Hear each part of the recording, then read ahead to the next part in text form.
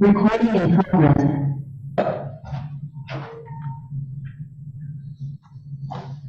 Hi everyone, thank you for coming. I know most of you, I'm Scott Olszewski with Division of Marine Fisheries, RIDEM, along with a couple of other staff members from Marine Fisheries, Nicole Costa and Corinne Crusoe, as well as an officer from Division of Law Enforcement, Kevin Snow. Appreciate everybody coming out and discussing whale issues that we've been dealing with here for a couple of years. For everybody, anyone, no, you can hear me or not with my mask on.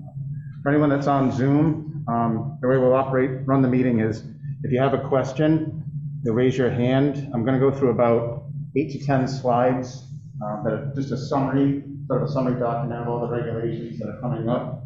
And then I'll give everyone an opportunity to ask clarifying questions. With that, anybody that's zooming in, if you would just raise your hand, and then Nicole will looks like she'll probably unmute you, and you'll be able to ask a question. After the first 8 or 10 slides on that summary document, then we'll talk about a spend plan for some funding that we have to help the industry mitigate some of the costs of complying with the take reduction plan. Sorry, I'm going to take this off because I'm not sure I can talk it too long. So again, from Division Marine Fisheries, so this slide shows changes to the Atlantic Large Whale Take Reduction Plan and the Compliance Mitigation Plan. Next slide, please. So just a quick background slide. The proposed rule came out in December of 2020. And there was a series of public hearings. Comments were due by March 21. The reason why I put this up here is there's not really any opportunity to change the final rule at this point. There was an opportunity through the public hearing process. A lot of people did weigh in. There was a number of public hearings, but the bottom line is we're going to go through the document. There'll be some clarifying questions, but there's really not an opportunity to sort of debate the measures that are in the final rule. So part of the proposed rule had a number of different options to reduce risk and serious injury to mainly right whales. There are a group of large whales that are impacted, but this particular action is more directed towards right whales because of their stock status. Those rules included gear modification, the trap reductions that we've already lived through for the past 6 years. So that was a plus for our area. We were able to use some portion of the trap reduction plan through ASMFC to reduce traps and therefore reduce end lines. There are also options in the proposed rule for seasonal restricted areas, the area called south of the islands, which we'll show it in a little while. There's a couple of different alternatives for that area. There was also weak rope and weak point insertions that were designed based on some research that 1,700-pound breaking strength allows many whales to free themselves from an entanglement. And then some additional gear marking requirements, because up until this point, what we had is just this very broad brush approach to lobster conservation management areas. In other words, Area 2 was all the same color. Area 3 was all the same color from the Gulf of Maine all the way down to North Carolina. So it didn't give really detailed information as to where entanglements were taking place. That was part of the proposed rule as well. Next slide. So following that, NOAA did analysis, environmental impact statements, and the final rule was issued on September 21, so just last month. There were some changes to that final rule, which included a larger seasonal area closure, which was a non-preferred alternative in the proposed rule.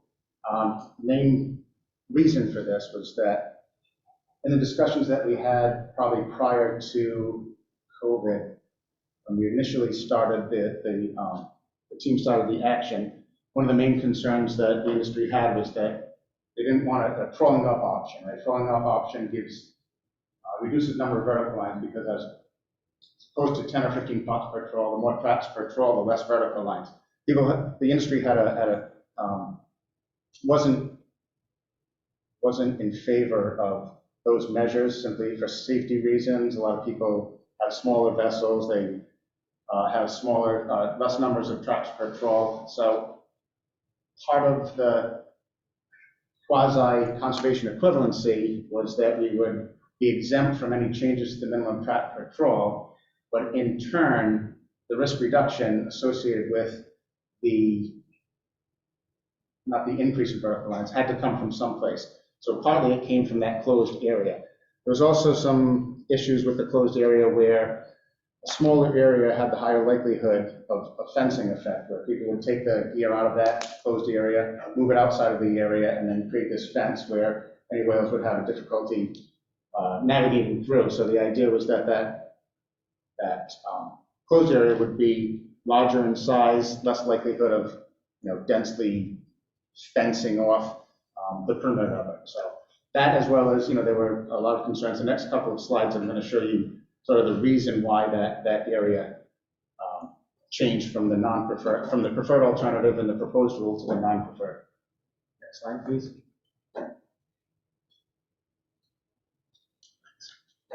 So this is some information on NOAA aerial surveys of whales from 2010 to 2020.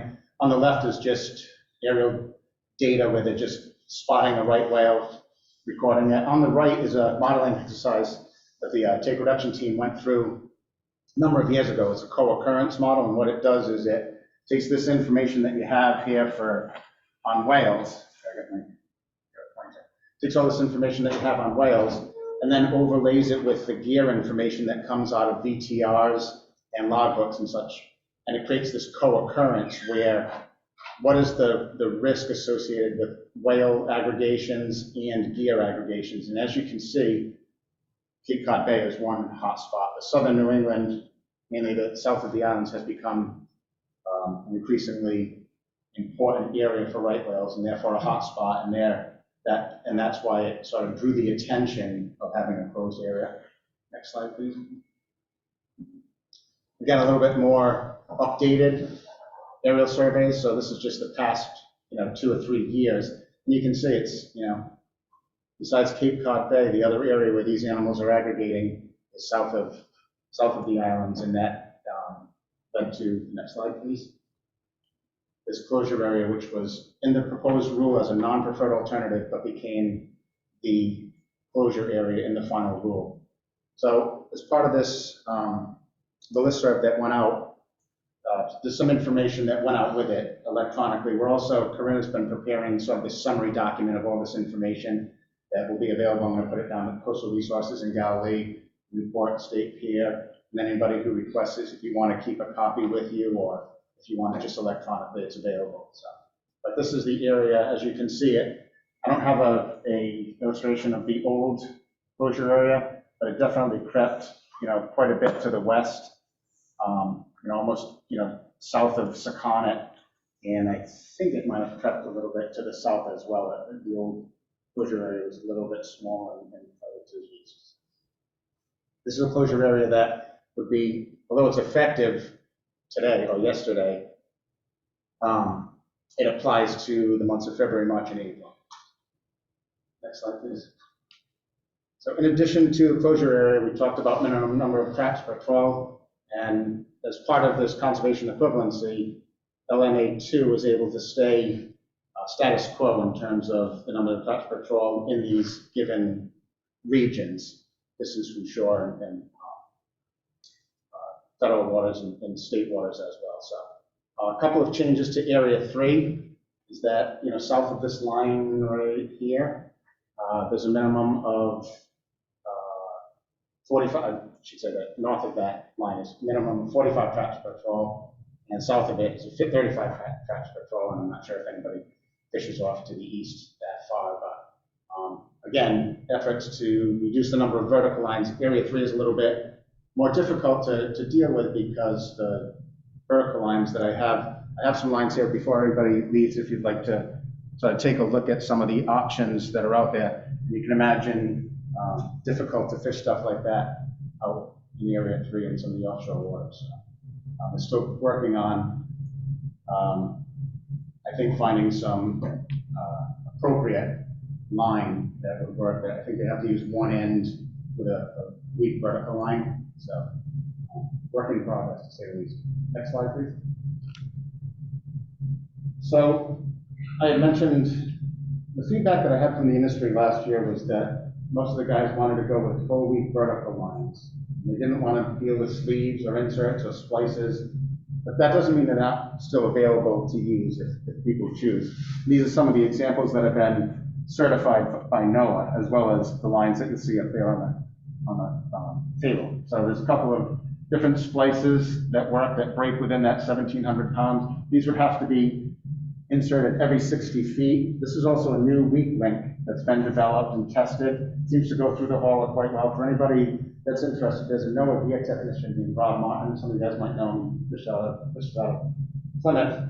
I can give you his contact information, and he's a really good resource to use with any of these options that are available. But again, a lot of the feedback that I had from the industry throughout the year revolved around full week vertical lines and not inserts every 60 feet. But again, they are available. So, next slide, please. So, in addition to that, we had talked about some additional gear marking requirements, which would allow, should an entanglement occur, will allow us to focus management efforts on the place of the entanglement. This is good and bad. It's a good way to say we don't have entanglements in Rhode Island. We don't see whales in Rhode Island, and we're going to prove it by having a very unique marking scheme. And so it can go both ways, obviously. If there is an entanglement, then it identifies exactly where it came from. But the changes are, everybody's fished for a few years here. For a while, we've been fishing under that Area 2 scenario, which is everybody sort of under the the blanket approach of, I think it was red marks. So they changed that to be state specific. So in this case, in state waters, we changed from that red color to gray. And in Rhode Island federal waters, the same applies, but there also has to be an additional green mark, which indicates that it's federal waters gear versus state waters gear. So another difference is this 3-foot mark within 2 fathoms of the buoy. The idea there is that should an entanglement occur, the aerial survey can identify the gear, because sometimes what happens, the whales get tangled up and then they disappear. You might not see it again. So you might have this one brief opportunity to identify the gear that is responsible for the entanglement, and that's why this is 3-foot silver gray on the top, and that applies to both state and federal waters.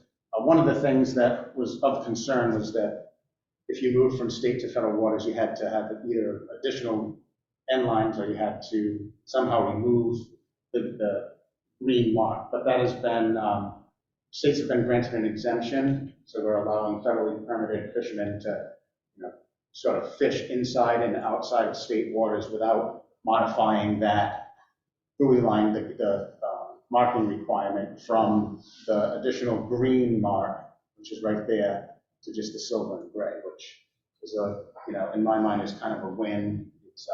It'll be a little bit more difficult to identify should entanglement occur, but the thought of switching over vertical lines as you go in and out from state and federal waters is probably a little more than people wanted to have to deal with. So, additionally, with these state requirements, I should have mentioned this earlier, but the exemptions still exist in Narragansett Bay. So the coal regs line is the exemption line. Anything north of that none of the take reduction plan applies to it. So simply outside of the bay. Next slide, please. This is just a little schematic of what we're referring to.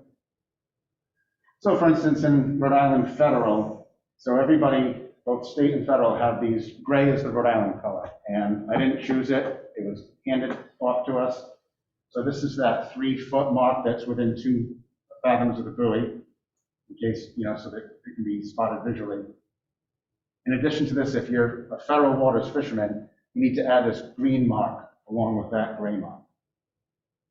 So Gray marks are in the So it's going to be, it's actually, there's 4 marks, including the difference is, it was 3 marks in the past, so it was top, middle, and bottom. So that still kind of applies, but the addition is this 3-foot mark within 2 fathoms of the buoy, again, for detection from aerial viewing of a entanglement. And that's actually the last slide on the sort of the summary of the changes for the take reduction plan. So I'd be happy to take some questions at this point if anybody has them. What was the increase in risk reduction when the main vehicles area bigger? I don't know the actual risk reduction. Give up any of the, slack off or anything else as a result? Yeah, the equivalent was that we didn't have to crawl up. So the original, We didn't have to crawl up in the original plan with the small. no, the original plan was to crawl up to 20 pots per trawl outside 12 miles. 25. 25? 25. Was the original plan 25? Outside of 12 miles, that's what the recommendation was at the TRT meeting. I'm not really but regardless, that's where the equivalency, or the difference in risk reduction came. So if you can imagine taking 10 or 15 pot trolls and turning them into 25s, you reduced, a third of the vertical lines out there. And that equivalency kind of came from that closed area. So I don't have the exact, I can, find it for you, the exact risk reduction, but that's the sort of the trade-off. I just didn't know if you made it so big that you wouldn't have to do anything at all. That's fine. Yeah. Al? I got two questions and a comment. First question, since we're on the buoy lines, that says within 2 fathom of the buoy, right? Yes. Can you define that? Does that mean anywhere between the 2 fathom, or does it have to be 2 fathom from the buoy line? Yeah, I think it's anywhere within, has to be within 2 fathoms. So it could be attached to the bottom of the buoy, is that Yes. correct? Yes. Okay, that's my first question. And if you think about it, the idea is that should an entanglement occur and there's gear on the whale and they fly over it and they see it, they can identify it from the air. It's not, you're not looking for one of these marks, that's one of these marks that may be either, not even there or inside baleen or something. So the idea is that they look at it, the surface system is there, there's this nice big piece of gray that identifies where it comes from. Okay, along with that question, if you had a 3-foot piece of gray or silver rope attached to the bottom of the buoy, would that suffice for the law? Yeah, I asked about that. It doesn't necessarily have to be, it has to, be a 2-foot length or a 3-foot length, but it doesn't necessarily have to be attached. So you're talking about kind of like this trailer that comes off, right? Yes, exactly. Yeah, as long as it's Okay. there. Yeah.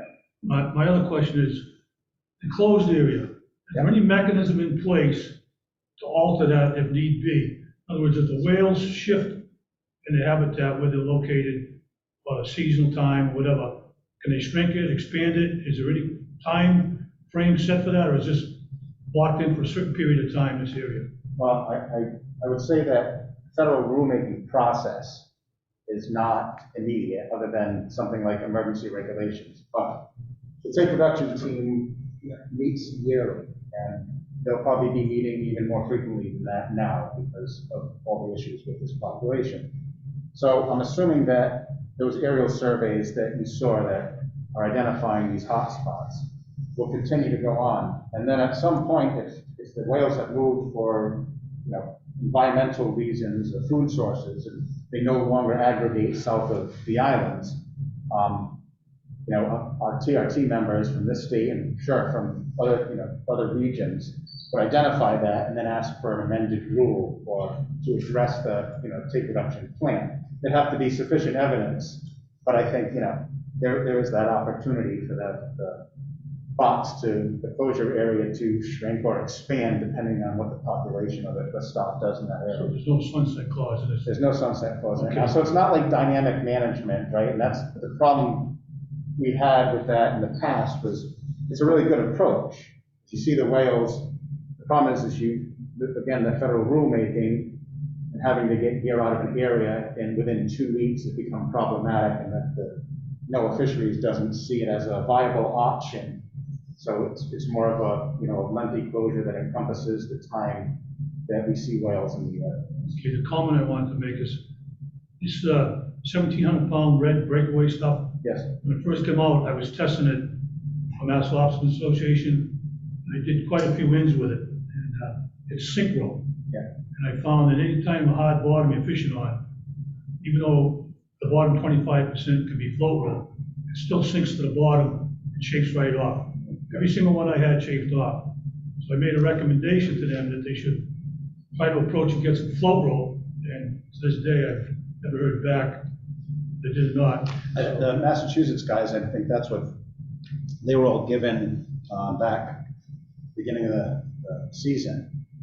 I think they, haven't heard a whole lot of complaints about it. They might be using it as inserts as well, with The inserts. guys I talked to from Mass, they first started testing it. They took it right off the trawls and just said it was garbage. They weren't even testing it anymore. But I tested it for quite a while. Yeah. I tested over a few months period. Yeah, so we'll talk about that in a little bit, but that's a really good point, Al, is that, even moving forward, there's always opportunities to find a product, give it to me, I'll get it to the technician, I'll get it in the line breaker, see if it meets the standard. But the problem's gonna be the timeline. I mean, this is gonna go into effect in May. Well, not yet, but I mean, even, like, some of this stuff is certified right here, like, so I'm Yeah, but saying. that's all, it's all synchro. The point I'm trying to make, it's all synchro. Right. Stuff is certified. Right, but that's what I mean, if you get me some poly that you think that might break within the 17, less than the 1,700 pounds, get it to me. It might not be, manufacturing is an issue too, obviously. There's some lead time to get the product out to the magnitude that we'll need it. But the point is, even just moving, season's coming. If you find a product like poly that you want to give a try, to get it to me, and I can get it, try to get it certified so that it can be used. Okay, but the issue is, this is the only stuff that's available right now. Right. If you can even get it, I understand. This or the weak link, Yeah, but or those weak link connections. anybody that wants to use the total buoy line, the breakaway, the 1,700. And I also found that a lot of people can't even buy this. It's not available to be even purchased. So what are we gonna do? Where the shipping is. We're gonna talk about that. What are we gonna do come May? We're gonna talk about that Okay, after the presentation. it's a big issue. Your closed area there is supposed to open, when you say, it was the end of May? April, yeah, it opens back up May 1. So if they see more right wheels in the area, they extend it, or? There's nothing in the plan that actually, that's a scenario that takes place in Cape Cod Bay, so the state, but that's a state program. The state, opted into that. Right now, there's nothing, they could make an emergency rule.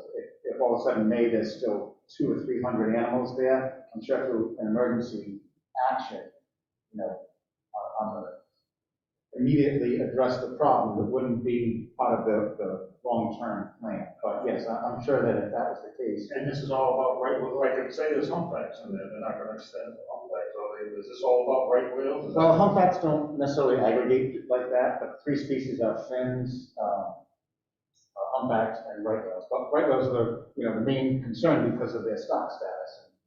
We're killing more, not we, but more are dying through unnatural mortality events than can be allowed through the Marine Mammal Protection Act. So that's what kind of drives all this, the right whales. So you can only kill a certain amount, you can only die from unnatural mortality. So, Do we have any that's- documented easement for line from this area? Do we have any? Do we have any? I don't know this. Yeah, there's been a couple of entanglements of humpbacks, and there's a couple of right whales. The problem is that there's a lot of information that indicates that entanglements are occurring that are going unnoticed. There's scarring. There's a lot of people that do a lot of photo documentation. They're constantly identifying almost every animal in the population, tracking scarring, things like that. Scarring is showing that 80% of the population of right whales have been entangled at least once. So even though there might not be a mortality event necessarily from the entanglement, there are other issues with entanglements, things like lower calving rates because of the energy expended to try to free themselves from. So this is the problem, and although you're not finding dead animals with Rhode Island line on them, they're getting entangled somewhere. And that's the sort of this approach that's happening from Maine to, and the phase 2, which we'll talk about later on in the year, is all the fish pots and gill nets from here to Florida. So trying to address all mortality events in all gear types that the animals are susceptible to entanglements. Sorry. Okay, so I got a couple of things here. First thing, is this thing being tape recorded? Yes. I want it on the record that Mike Foley, Fishing Vessel Stores, never agreed upon no 25 trap trawls outside 12 miles. To me, that was a no-brainer. Get the buoy lines out of the ocean, we're good, okay? Al, I think I'm gonna go with the links. For that same reason that you're saying. So my thing is this, let's say we're outside of Beaver Tail here, and it's like 80 feet of water. So you got your quarter, then you got your 3/4 sink. Weather breaks. Now you're gonna go up in like 14, 18 feet. You got, like Al said, now you got all this sink rope all over the place. It's gonna get hung up in the line. So now, what I probably have to do is, let's say I shank up my lines. But now when the DEM guy comes out there in the big rig and starts hauling my pots, are they gonna be like, how, I gotta like figure out, okay, I gotta like, it's 5 fathom, now I gotta shank like 2 fathom of poly and 8 fathom of sink. So when they pick it up, you understand what I'm saying? Oh, absolutely. I'm not gonna argue that it's not gonna be a pain to deal with a lot of these different situations of moving gear in and out. But we have to, we have to comply, and it's your choice whether you want to use weak inserts of some type or the weak line. I think what I plan on doing is at some point having a meeting with enforcement in the industry so that we're all on the same page. And you can say to him, this is the way I'm fishing in case you come across my gear. I'm compliant, but this is the configuration that I'm using. Okay, that's why I'm back, he's here, so he knows what I'm saying. Right, and that's sort of a later meeting, and Peter has brought this up a lot in the past, is that we really need to get on the same page with enforcement. People might be doing something, different at times. Well, I'm trying to, like, let's put it this way. On the other hand, I can make 1,000 fathom up and down line, put it in 20 feet of water, as long as it had a weak link every 60 feet or 10 fathom, I'm legal. Okay, so that's that's just another scenario. Right, and the idea is that, you could do that, You know what I'm saying? but if the whale, if it was entangled, then you have this weak link that where every 60 feet there's the opportunity for it to break free. It's not a perfect system, but the idea is that you're trying to minimize that risk, through vertical lines. And these are some of the best options. Some of the, other options would be, not to fish and things like that. So I think we should really think about the best way to operationalize a lot of these, opportunities. Okay, It's another an unfortunate scenario. situation. There's draggers out there, area 2, when you get out along the, area 2-3 overlap, and just north of the end of area 2, you have to use high flyers to mark your gear. So you're saying on one hand that area 3 is gonna have this, exception, but we're in area 2 fishing the same gear, but we don't have the exception, because there's no way that, I don't know, Al would know better than me, if that number 10 that I call it the shoestring, if that's gonna hold up a high flyer. Actually, it does. I fished them offshore for quite a few years. I use that as actually a weak link on my ends, so that if they're hooked up with a dragger or something, it pot off the end, it wouldn't tow the trawl around. But I never had a number 10 pot off, Mike, on its own. So this, you can hold up a high flyer? Yeah, Okay. I did it. So that basically changes this. That's the peach road. Yeah, no, that's fine. Okay, that's good then. What's that level of the spot, you see those? So this is we'll talk about. I know that this is the 3/8 vehicle that we working with fishermen is This is 1,700, is that? so less.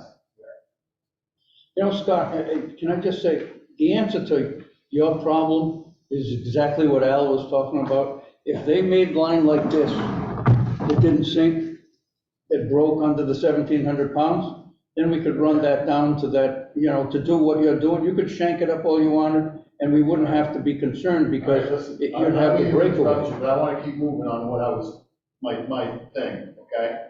Now, Scott, I gave you some, in the past. Is any of it there? Because some of it was polished. Now, I did an experiment the other day with my deckhand down the point, we tied the dandelion, I use 5/16 up and down line. We tied the yellow dandelion that Roger or Jose's been selling, and then we used the stuff that Scott's got, pulled it with the truck, and the dandelion didn't break. So, What was it rated at, Mike? I don't know, but all I'm trying to just use regular experiments, I mean, that didn't break. But I know that other stuff that like from Maine, you used to be able to get it like for $1 a pound, that stuff at 5/16, you know, I didn't do the experiment with that rope, I should, you know what I mean? So and then if that breaks, then that's what Al wants. Yeah, so just to be clear, 2 of those 3, the third one, that number 10 there, they're gonna be doing some more work with it.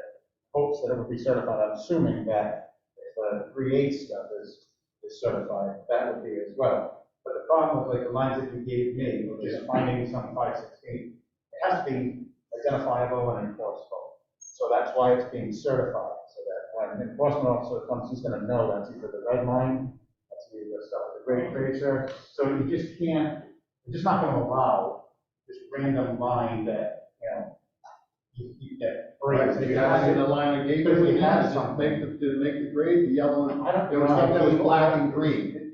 Yeah, you gave me, I gave a bunch of that stuff to Maine, and it's really, I mean, I talked to Brian up there, and honestly, I don't know what happened to it. I don't have the information on it, so. I gave it all to them, it was all labeled as we had it, so I don't have any information on it. I can, All right, well, the DM guy knows right now, I'm gonna go back and do my own experiment, because in my mind, if that stuff's certified, and I pull against it with the other stuff, and the other stuff breaks, that stuff's gotta be certified. Yeah, Not like have a certified stamp, but at the same time, if I don't wanna go out there when there's no buoys to be bought, nonetheless, buoys are a fortune, and now all of a sudden, I got this sink line that's settling into the rocks all the time, and I keep breaking the line off. Believe me, if I had my way, I'd fish 30-pot trawls everywhere, but I can't do that because I start to offend people. so, I'm done. and I just want to give. That's fine, that's fine. Thanks, I'm Mike, waiting. I appreciate the feedback. If anybody else, before I give Ken a second bite at the apple, that's all. Yes. Right, if you just take me from, if I'm in state waters and going to federal waters, I just need to add 4 12-inch green marks. So you're federally permitted? Yeah. Yeah, so federally permitted fishermen have to have the green marks. Anyway, Even in state waters? even in state waters, you're federally permitted. But that allows you to go in and out, you know, freely. Okay. So your best bet is just to mark it all with green, the additional green lines, and then you're free to move it in and out without having to do anything other than, They're gonna be every 60 feet, so when, like, if we had lines, you're moving out, and you're adding up, Now, these aren't, whatever. yeah, well, Shot to your end line, because you're moving out deeper, you're gonna put more marks on. yeah, but these aren't 60 feet, these are, so in state it's the top, can you go back a slide? It's gonna be top, half, and bottom, then, Mark, you do something. So there's like shifting businesses. Yeah, no. So around federal, so, yeah, so this is, even federal is at the top, it's not 60 feet, I think that's a Massachusetts regulation. They've taken some proactive measures to try to ward off a lawsuit. So they're going above and beyond what the plan calls for. But as you can see here, it's not every 60 feet for us, it's at the top, the middle, and the bottom for those marks. I have one more. There's one second, I just want to make sure I didn't say. Yeah, okay, so once I have this other. Yeah, so we're not, that's 60 feet, we can go, Top and middle, and 100 bottom. feet apart, I'm at, right? As long as it's 3 marks. Scott, you have a couple people on Zoom too with their hand up. Mine's more common than really sarcastic question, but can our state water guys just ignore all this, like you guys do, we're transferring this at time of license sale? I mean, this is, again, going back to that, it's like picking and choosing poisons. You guys don't transfer history, so most of us small guys control the internet, we're out of business anyway, so. The only thing I can say to that is that, thank you for the comment, because we always grapple with the history.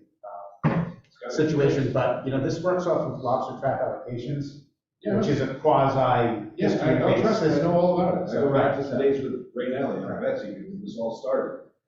It's not like I'm just some weird teacher from Westerly that decided to buy a license and jump into things blindly. Thanks, Josiah. I'm gonna jump to Zoom question.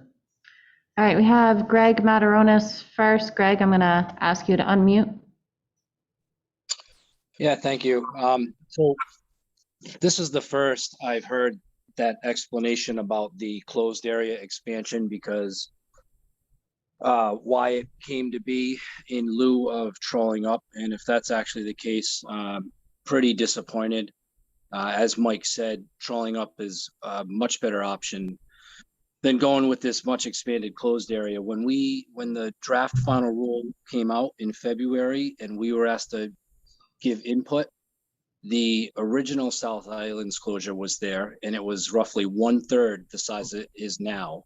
And for this large closed area to be sprung upon us in literally the last second with no industry input is just wrong. And it's why guys don't want to come to these meetings and show up and give input because it just feels like nobody listens. And I know that this is not necessarily a Rhode Island management problem. I know that federal is involved, but at the same time, it'd be nice to know if our state officials were working more on our behalf with regards to this, because if that's really what happened, that's unacceptable. That was never presented to us that way. And for to hear it now, I'm actually flabbergasted. And you put up the charts. In the last 2 years, there looked like there was 8 or 10 whales in what would be the expanded area. And if you put that in with the risk reduction for an expansion of the area, I'm sure that it's minuscule, probably under a 1% risk reduction of entanglement, especially considering the lack of end lines at that time of year. But it's important to a few fishermen that want to go out there and keep their year whole and make a living at that time of year. Basically, there's been no substantial risk reduction, which has been the problem from the start. We want targeted measures, and that is not what happened. And also to hear about the fencing effect. The fencing effect was brought up to minimize closures, minimize the use of closures. And it turns out that people being honest with what they actually thought was going to happen has come back to hurt us. And that's tremendously disappointing as well. Another thing that I have a problem with, and I'm sorry, I know the regulations here, but it wasn't brought up. We don't have to use breakaways at our buoys anymore. Currently, we're required to use 600-pound breakaways. And if you think about the new requirements going to 1,700 pounds, that's nearly triple what these buoys break off at. So in my mind, there's no common sense there. That was also something that was slipped in at the last second.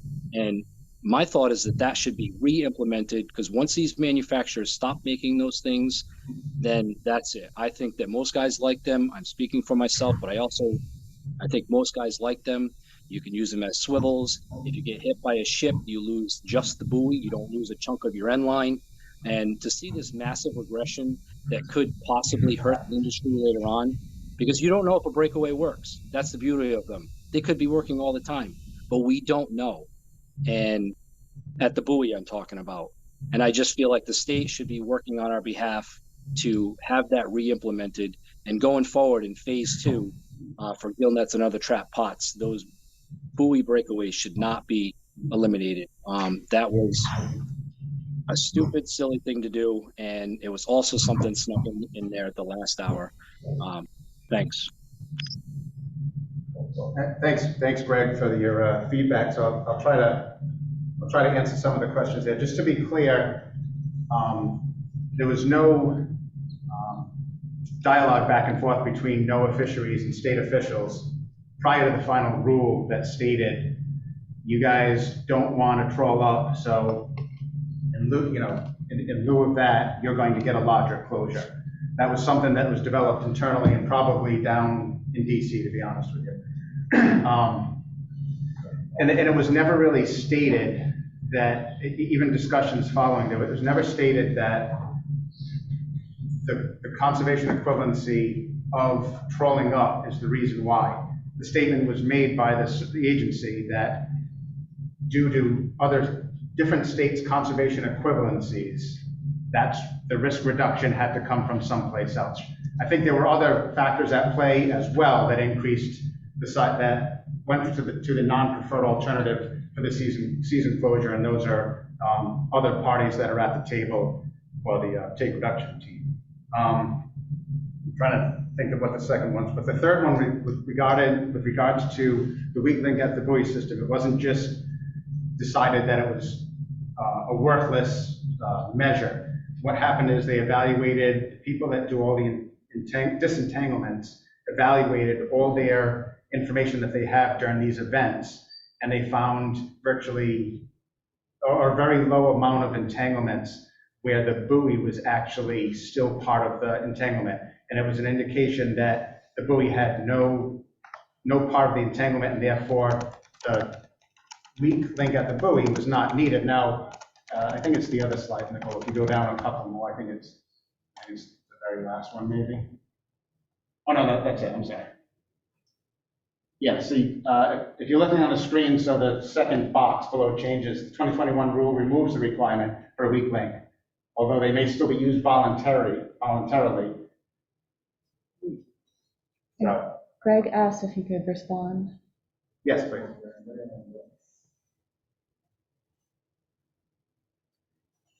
Right, go ahead, Greg. Yeah, thank you. Yeah, I understand what they're saying, and I also heard that possibly having the buoy on helps with disentanglement.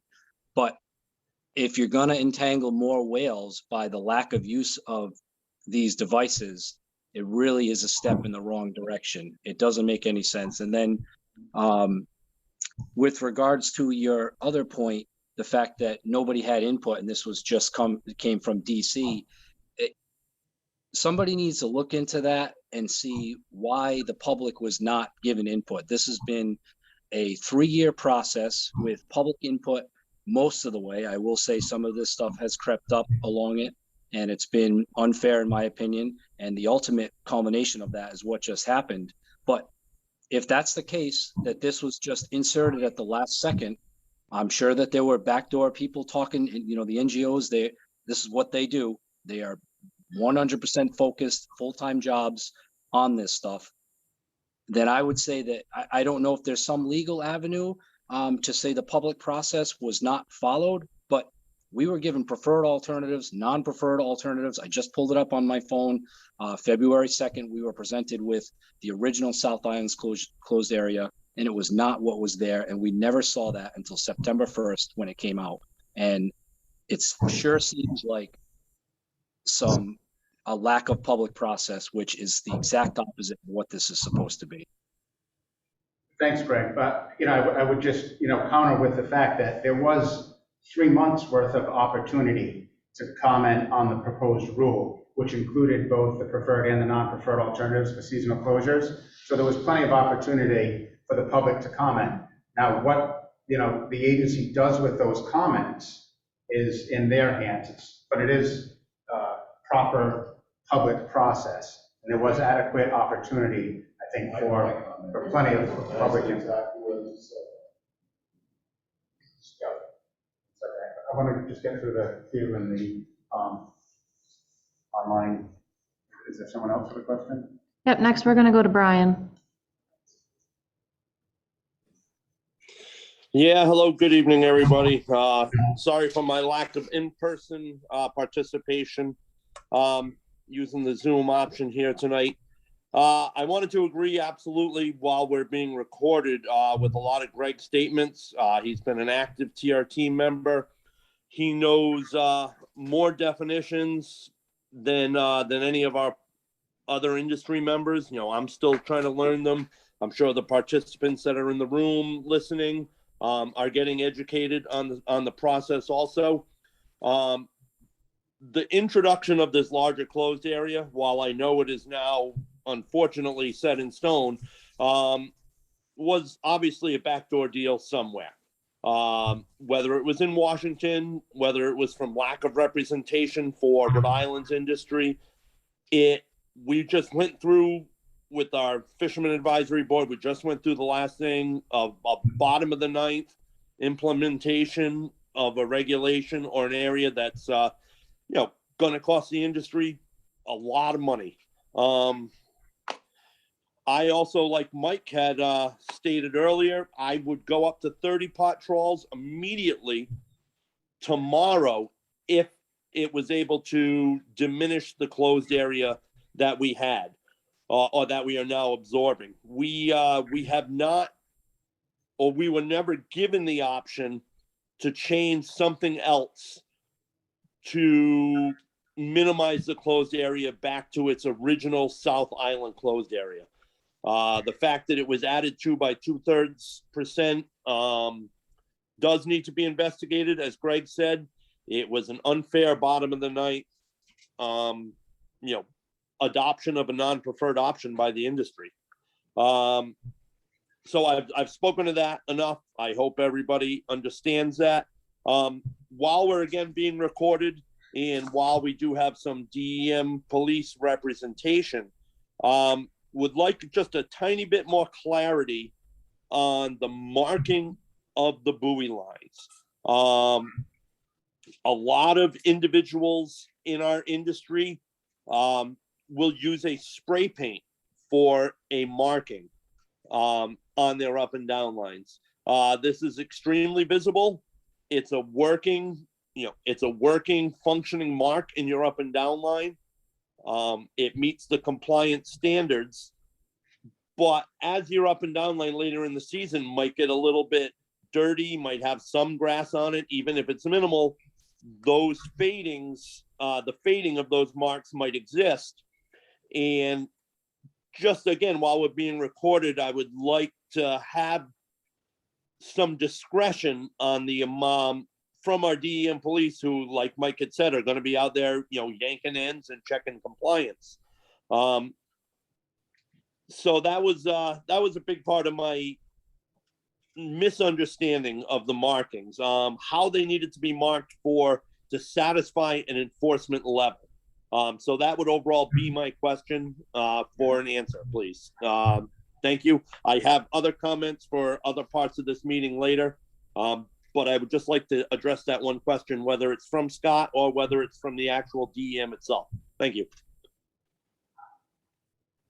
Kevin, I don't like to speak for law enforcement, but I will say that we have had discussions about following of lines, and I'll leave it up to Kevin to elaborate on it, but as long as there's a gray mark underneath any fouling that can be identified in the case of an entanglement, that would be sufficient in terms of being compliant. But Kevin, I don't know if you want to add anything to that, if you think that that's... All I can add is, if the method you're using meets the requirement, that's all we're looking for. If it's covered with fouling, we're gonna look for that, and we even go as far as if we have an issue with gear on the water, a lot of times we'll try and contact the fishermen out on the water and try and rectify it there. We don't want to be hauling gear unless we have to. It's an issue for us as well. So that's the best I'd give you, is that we will work with you, and if it meets the requirement, then we're good. And we'll make every attempt to see that it does. Thank you. I just want to say that, is there anyone? No. Let's try to focus our questions on the measures in the final rule. I don't think it's all that helpful to try to rehash what we don't like about the final rule and how can we change it and things like that. So if you could try to focus your questions on the rule, that would be good. It's important though to understand the procedures, because if I understand Greg right, no one ever saw this big closure until it came out, right? No, it was a non-preferred alternative. And it was a smaller closure though, right? They expanded. That was the preferred. That was the preferred alternative. So the non-preferred is the one that became the final rule. So did people make comment on the closure that's out there now? That's what I'm asking. The big closure. No, they had the opportunity to make their comment. Everybody said when the alternatives were presented in the proposal. That was one of the alternatives? Yes. Scott, can I ask also? Yes. That same question. I understand, and I've heard a couple of times, that I don't want to get the feelings that it is because we decided not to go up with 25 pots and go with another conservation equivalency, we got this closure. Was that part and parcel to the discussion or the verification of why they wanted to do that? I think, thanks for the question. What I think happened is that there was overwhelming opposition from our industry regarding trawling up. It was also part of the comments that were submitted by the state, which I generated from input from the fishing industry. So I think that the agency took that input and said, it's very clear that the Rhode Island fishing lobster industry does not opposes trawling up measures, wants to stay status quo. And they took that and probably said, okay, well, then risk reduction has to come from some other place because you have to meet the 60% risk reduction. But we did reach risk reduction by going with a week up and down line on each end of the trawl to the 60%. I thought that was the target. If this came into play and no percentage was given to that, then we may have even gone too far with this because we could have had some credit for risk reduction if they're expanding that area so much. There's got to be a little give and take on both sides of that, I would think. It's over. I know, I understand. It wasn't taken into consideration. Sorry to beat on the horse, but. So let me just Kenny, Nicole, can you go back to absorb current all slide? this shit right now, like big. Just all the whale tail. Okay, Ken? This one? You take it all in, buddy. No, I don't. You just take, it's more about the process. You take it So all in my opinion, I think this right here is what drove that closure area. It doesn't get any darker than that right there, which is the co-occurrence between whale aggregations generated from aerial surveys and fishing effort information from logbooks. And I think if you look at this, I mean, this is there's the point.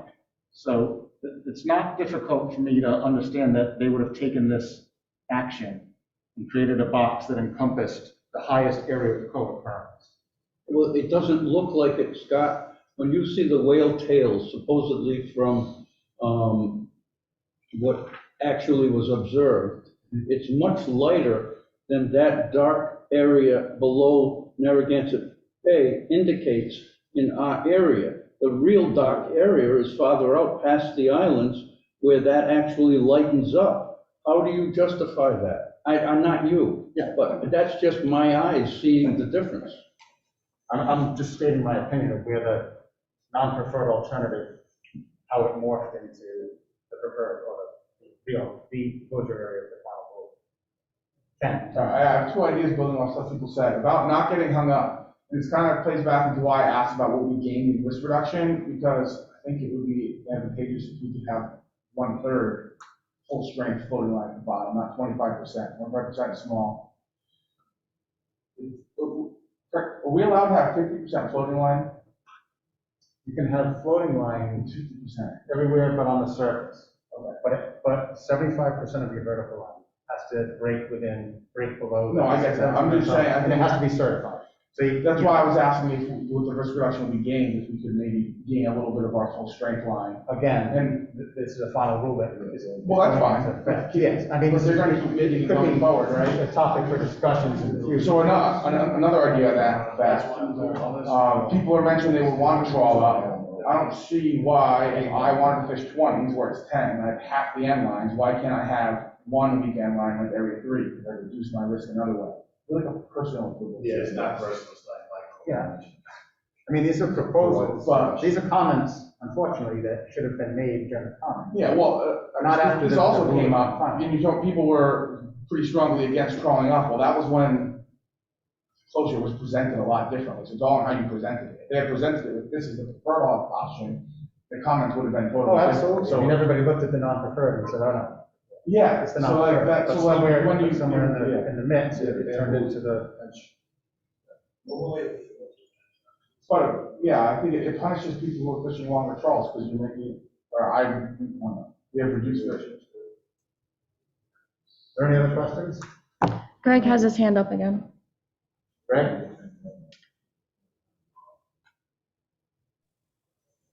Yeah, thank you. My apologies. I have to respond, Scott. I just pulled it up. The South Islands closure was very small. It was basically concentrated where Peter was pointing out to the southeast there. It was actually the preferred alternative, and we were never given a chance to comment on the larger area. And when we were given a chance to comment on the closed areas, we all said no closed areas. We never saw the larger one, and we had whatever it was, 90 days, maybe I don't know when the comments closed, maybe May 1st, whatever it was.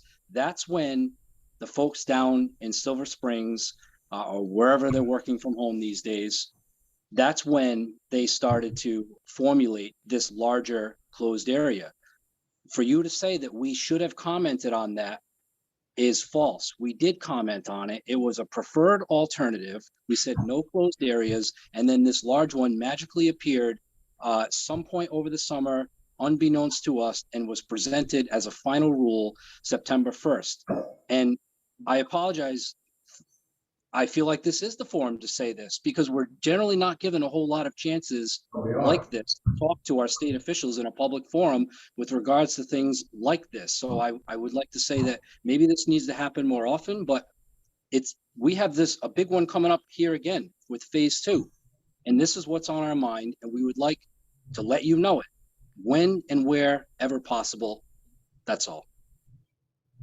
So he's saying he never saw it, no one ever saw that thing. Thanks, Greg, but I guess I didn't mean it that you missed the opportunity to comment. People did comment on the preferred and the non-preferred alternatives and there were comments, but not everybody commented on it. I know the people that submitted comments, whether they were verbal or written.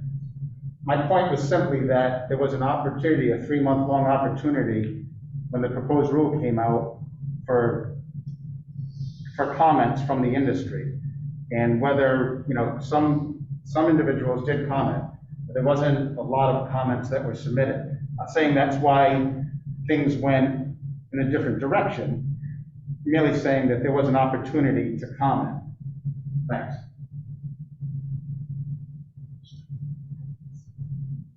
Yeah, Dan?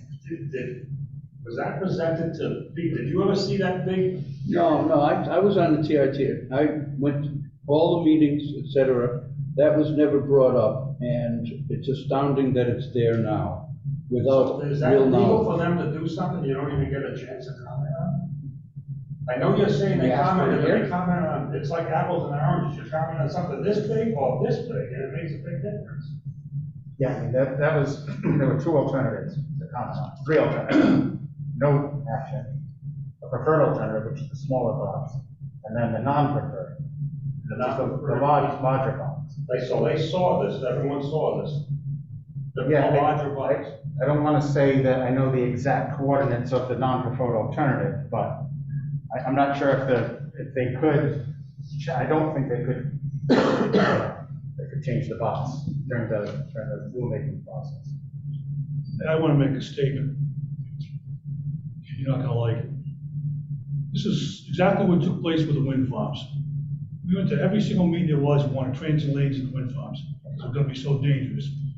There was probably 100 comments for transit lanes and 1 against. We all wrote in public comments, we went to the meetings, and the final rule was no transit lanes. The federal government is going to do whatever they feel like doing.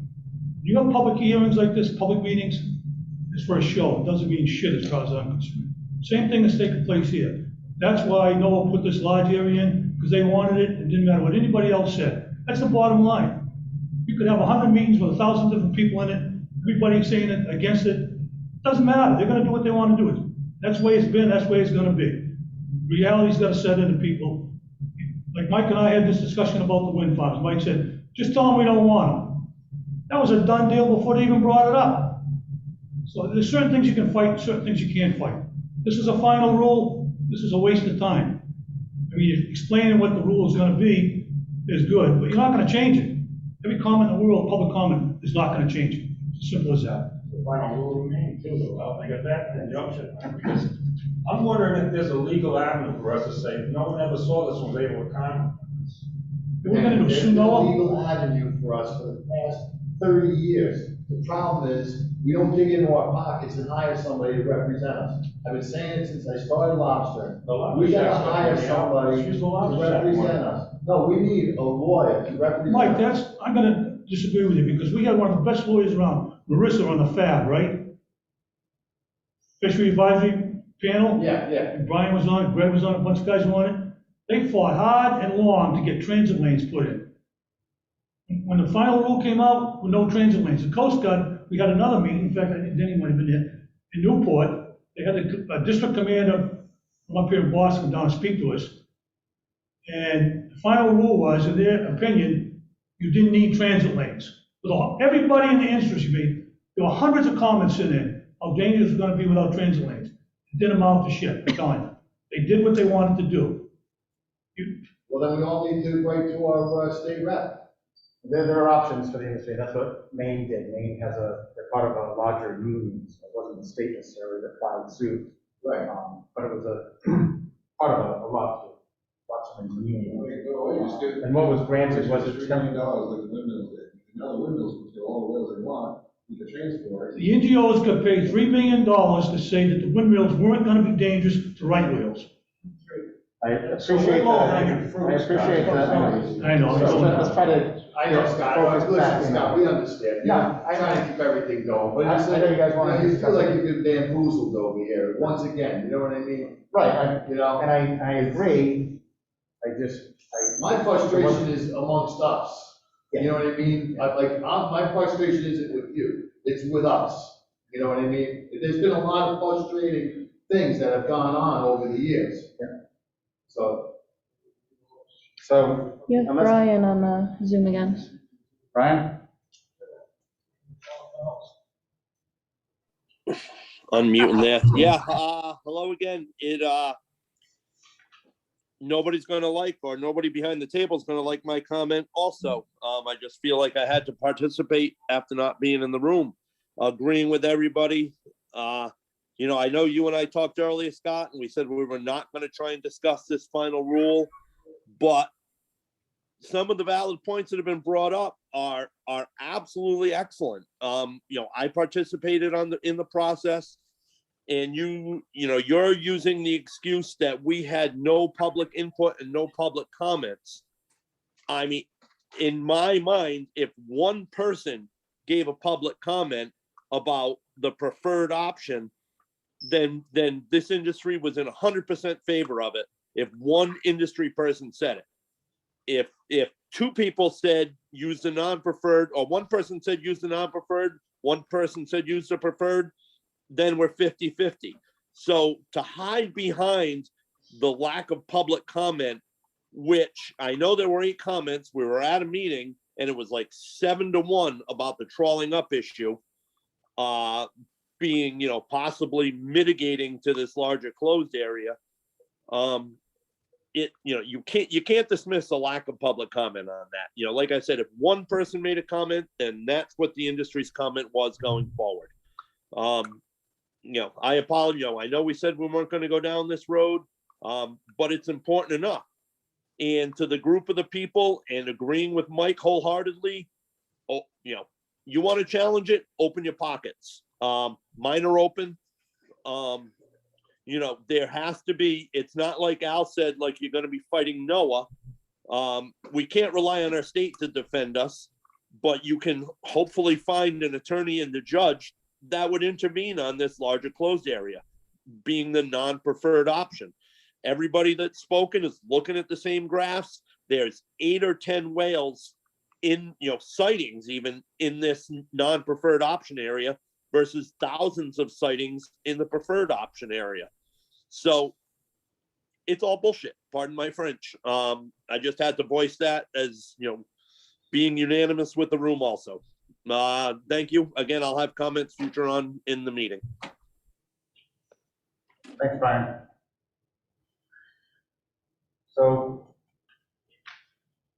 Jay? Yeah, I mean, I was for staying at 15-foot troughs when the preferred alternative was that closure. Now, they didn't say we had to make statements concerning every alternative, non-preferred. It's in the non-preferred thing. if they had said, well, if you just, this may be considered, we all would have gone with 25 pot trolls. There's no doubt about it. And I really feel like you're blaming us for something that they backdoored down in DC. I apologize It's a bunch of bullshit. if it comes, Trying to if it comes to divide the that. industry. I'm not blaming anyone, I'm just merely saying, I don't know what the risk I reduction watched the damn difference was. tracker last year, all winter, not every week. The acoustic sightings and the plane sightings on whales. There was one right whale way south of Cox's over on this side of things to the west. That was it. That's all they saw. So how did they come? It never, after watching that tracker thing, that site last year, I never would have dreamed that they would have brought this thing back so far west. I mean, it was to me, it was to placate the NGOs, because NOAA's getting their ass. It's how I really feel about it. I mean, we're in a sticky situation because of the status of the right whale stock and the fact that we're exceeding the removal rates that are specified through an assessment. So don't put a I think. Yeah, by entanglements and by ship strikes and everything else. All right, so I'm just gonna move on to the. Scott, I want to say one more thing, and you're not gonna like it, but I have to say it. We had, some of the guys have read right through a lot of that expanded area and the rules and regs that go with that expanded area. One of them came to me and said, in the fine print, it says if they find a whale in the last month that it's open in the closed area, they can extend it for one more month. And I didn't read that. Question, I think, was it? And that's a fact? I'm not familiar with that. All right, I didn't read it I know it is either. the case in Cape Cod Bay, but I'm not familiar with it. It deals with this area right here. So they can extend it. Yeah, that's what I was told it said. I read the same thing at one time. All right, so we're gonna move on to the mitigation portion of the meeting. So to give you a little background on this, some funding became available from NOAA, it was channeled through ASMFC, and then distributed to the New England states that were affected by changes to the tape production plant. Most of the New England states, was just Rhode Island, Massachusetts, New Hampshire, and Maine opted to take the funds and hire gear technicians and do some gear technology work and some experiment with weak line and whatnot. But after some feedback from the industry, it was pretty clear that the Rhode Island industry wanted to use those funds to help mitigate the costs of these changeovers that we've been talking about for the past hour here. So after the different agencies between Commission and RIDEM, there's approximately $200,000 left in those funds, and the plan is for us to distribute those funds to aid in the purchase of compliant weak vertical line, which is what you see on the table there.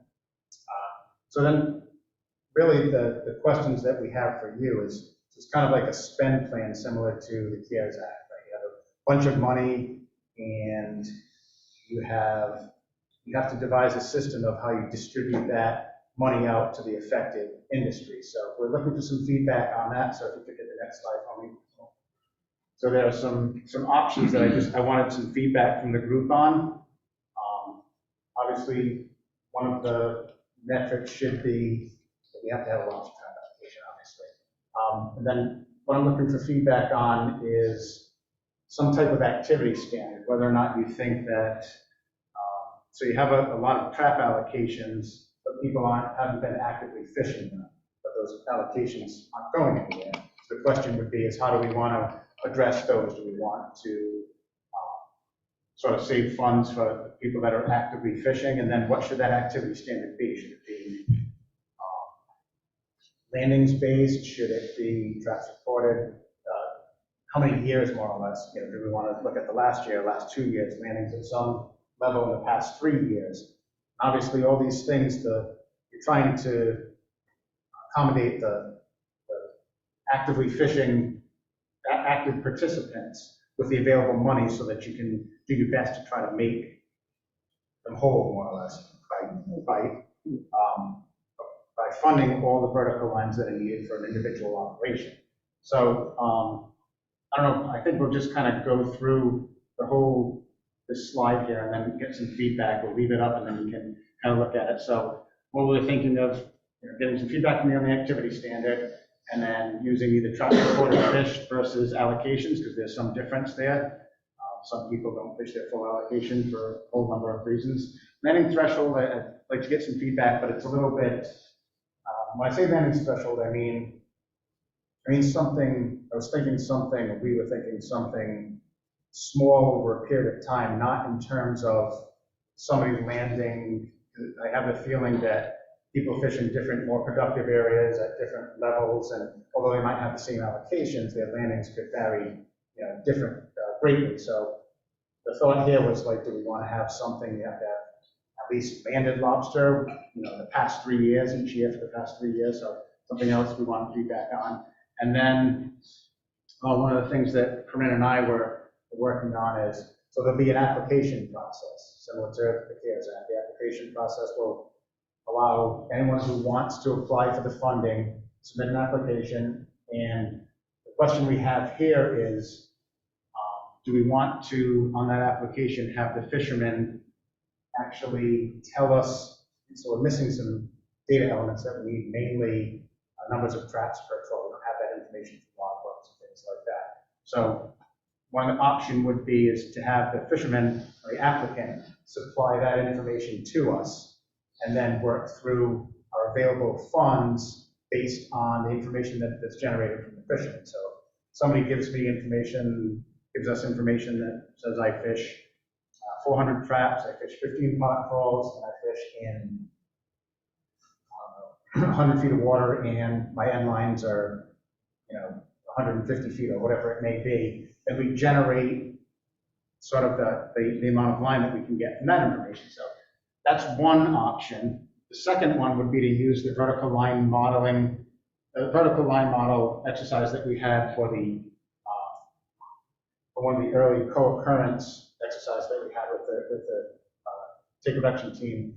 And what that was lacking that information about numbers of traps per trawl, how people fish.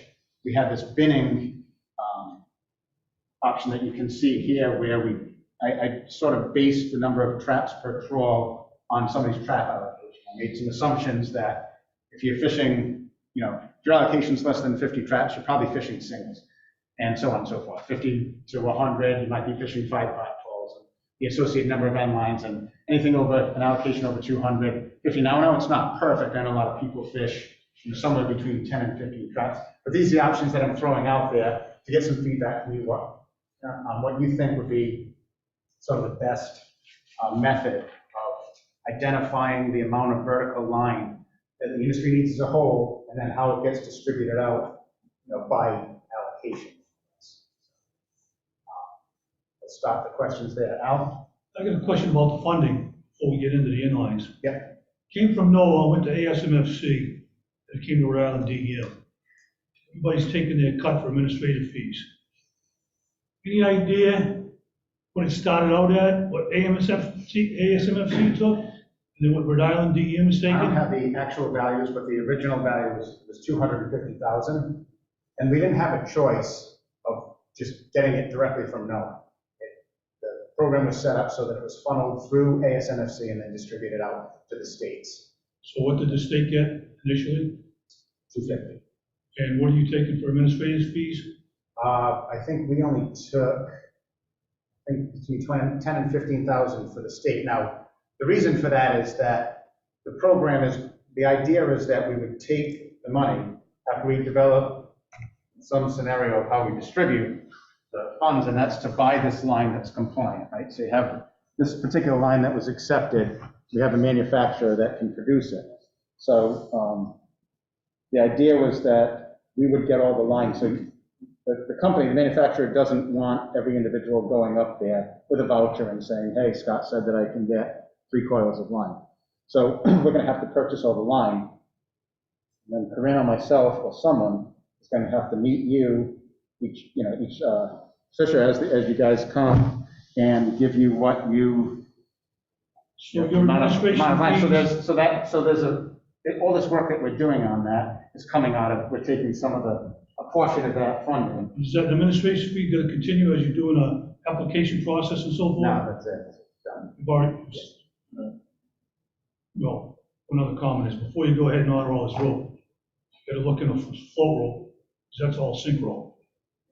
Well, Like so before, that doesn't work. I'll quickly answer that with, like, we don't have an accepted float. So, and I'm not a line guy. I depend on the fishing industry to come forward and bring me stuff, and then I can get it tested. If it gets tested and it's accepted, then by all means we can, it's a little bit more difficult because now you're going to be asking to use two different or multiple vendors. Say Peter wants to use this, and you want to use this, it becomes a little bit more problematic and it adds a little bit more administrative burden into the program. So, but I am looking for that kind of feedback because if certain part of the industry is not satisfied with this, that's going to impact, how we run the program.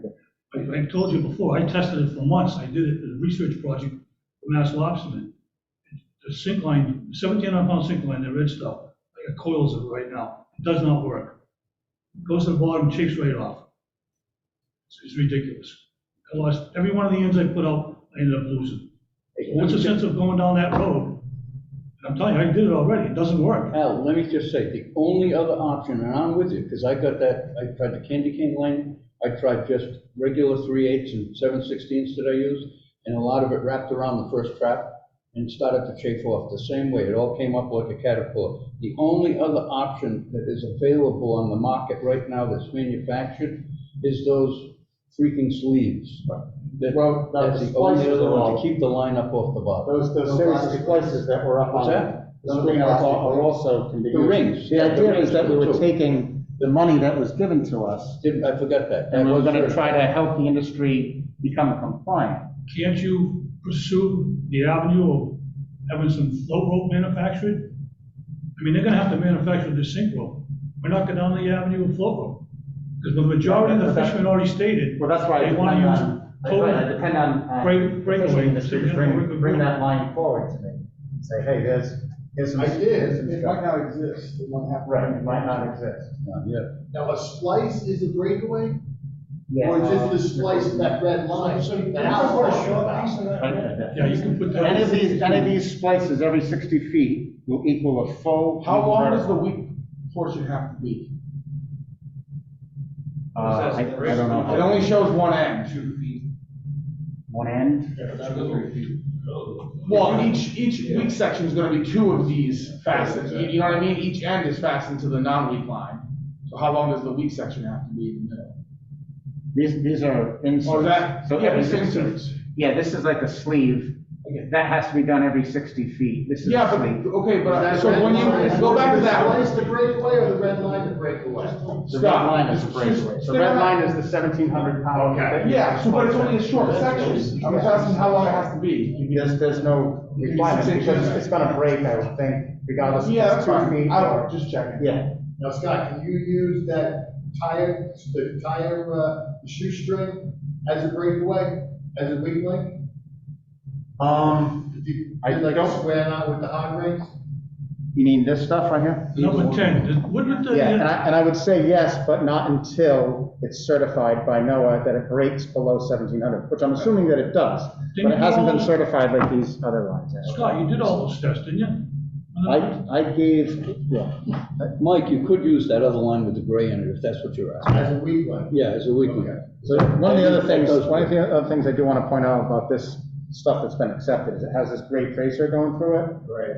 We're trying to get that as the gray mark that's needed, which would be, take a lot of red rope, put in gray. If you use that, that's your gray, so all you need is be over there, so there's another. So we could tie a small piece of that, let's say we come up with a 3/8 piece, and you put a piece of that 2 feet in, and then go up another 3/8 from there. That's the weak link. every 60 feet. Well, why wouldn't you just use this?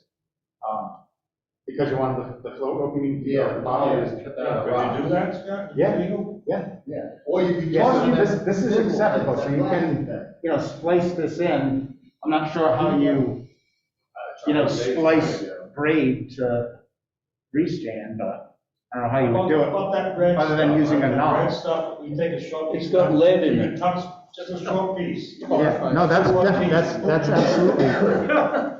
absolutely, it does have a lead core in it, it's heat resistant, so it's heavier. But you can use this, or you can. Yeah, so what I'm saying is, you come up with a piece of poly, right, and then just take a piece this long, to another piece of poly and go up. This is your weak link, that's it, that would work.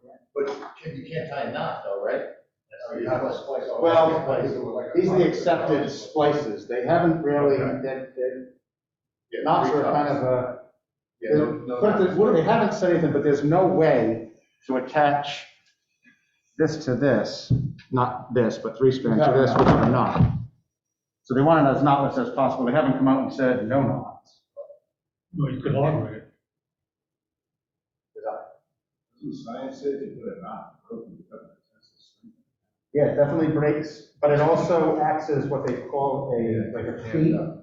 So when it gets hooked in the baleen, a knot acts as this, this pullback. So the idea there is that if that stuff kind of happens, there's this weak link that parts off. A smaller piece of What line. you're saying is it creates a snag, but it's also half the string. So it's 1,700 pounds you put a knot in it, now you're at, 800 pounds. Yeah. Oh, It definitely breaks. Well, I know that, but it just is an option. Is that red rope available, Scott? Yeah, as far as I know it is, yeah. But again, the question is with this, so if you could go back to the spend plan. Right.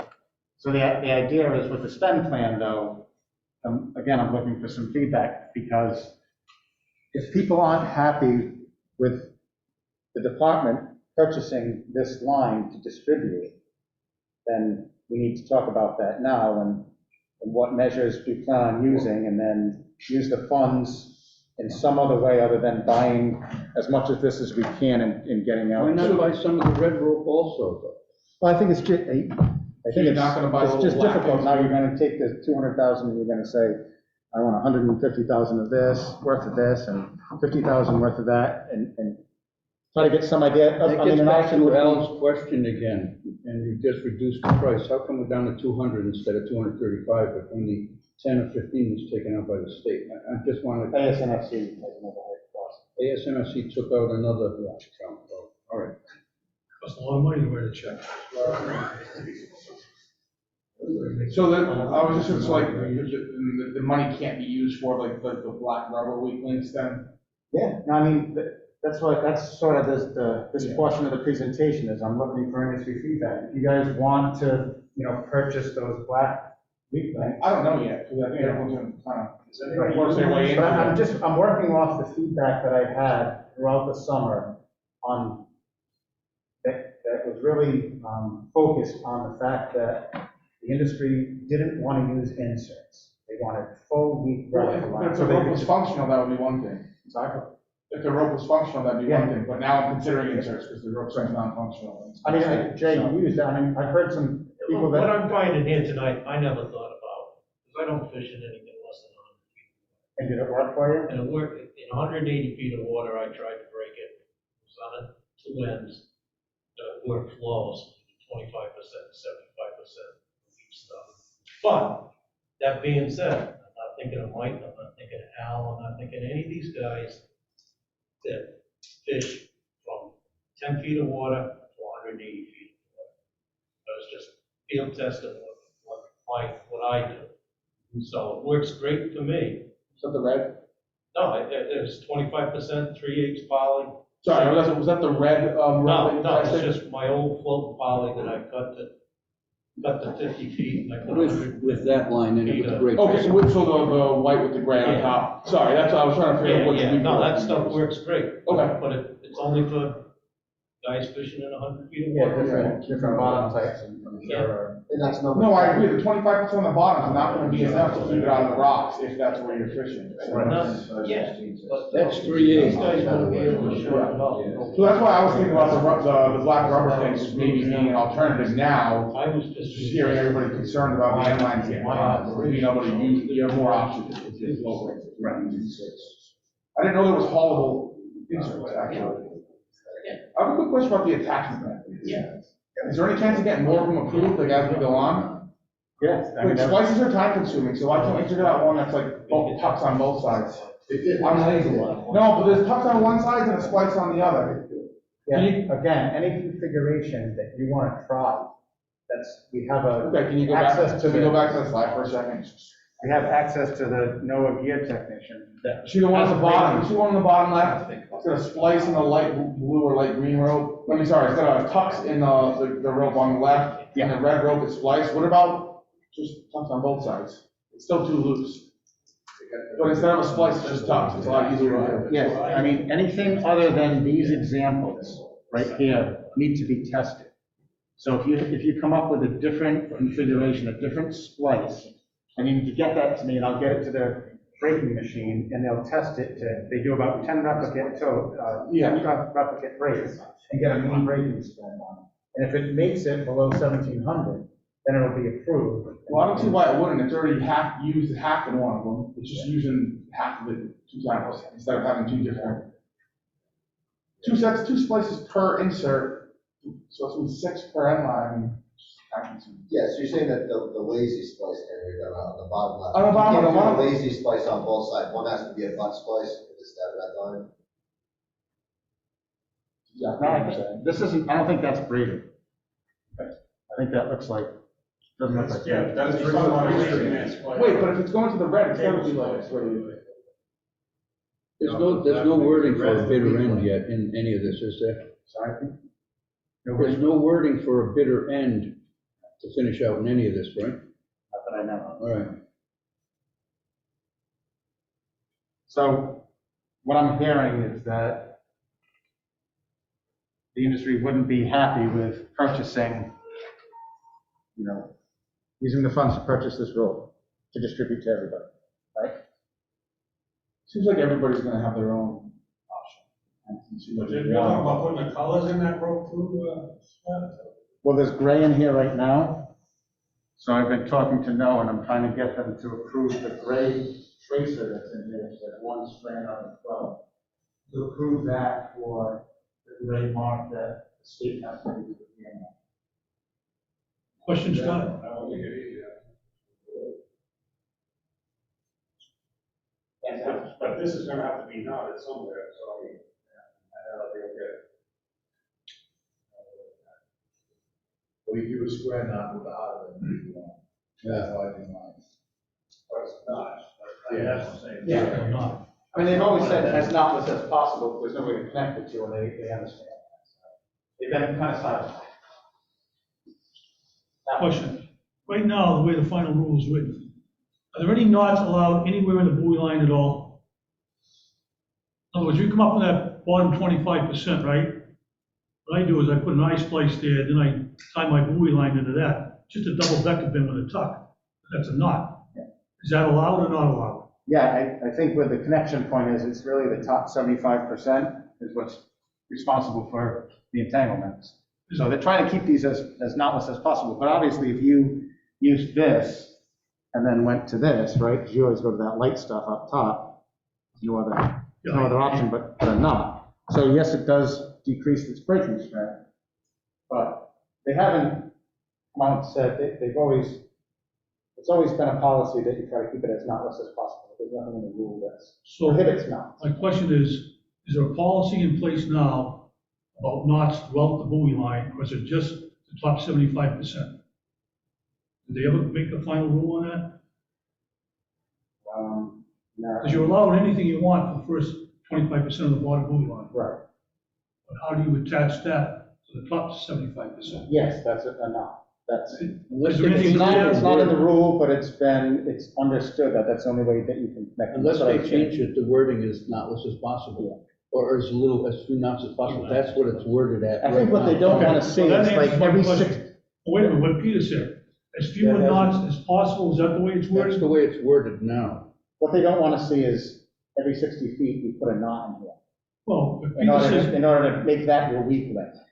And then every 60 feet you have that, you yeah, know? okay, but, That's why I asked about the bitter end, Al, just because of that, and there has not been language introduced that said we have to have a bitter end yet, so that language is probably still what is acceptable. so as fewer knots as possible. That's what it says. So in other words, a knot, at least one or two, still allowed. Yeah, I'm not promoting that, but that's what the language is.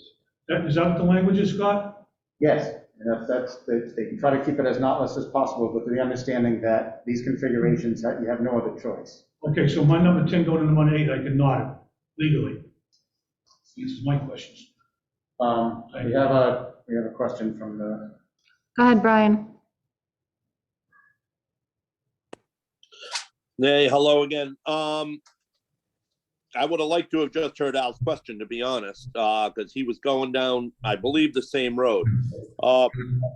But we are, one thing to the group, and I'm, not being negative or anything like that, is we are under a time crunch as of right now. I completely understand the statement that said, why develop something that is not going to work? Does make complete sense. I agree. There is a percentage of the fishery that this will work for.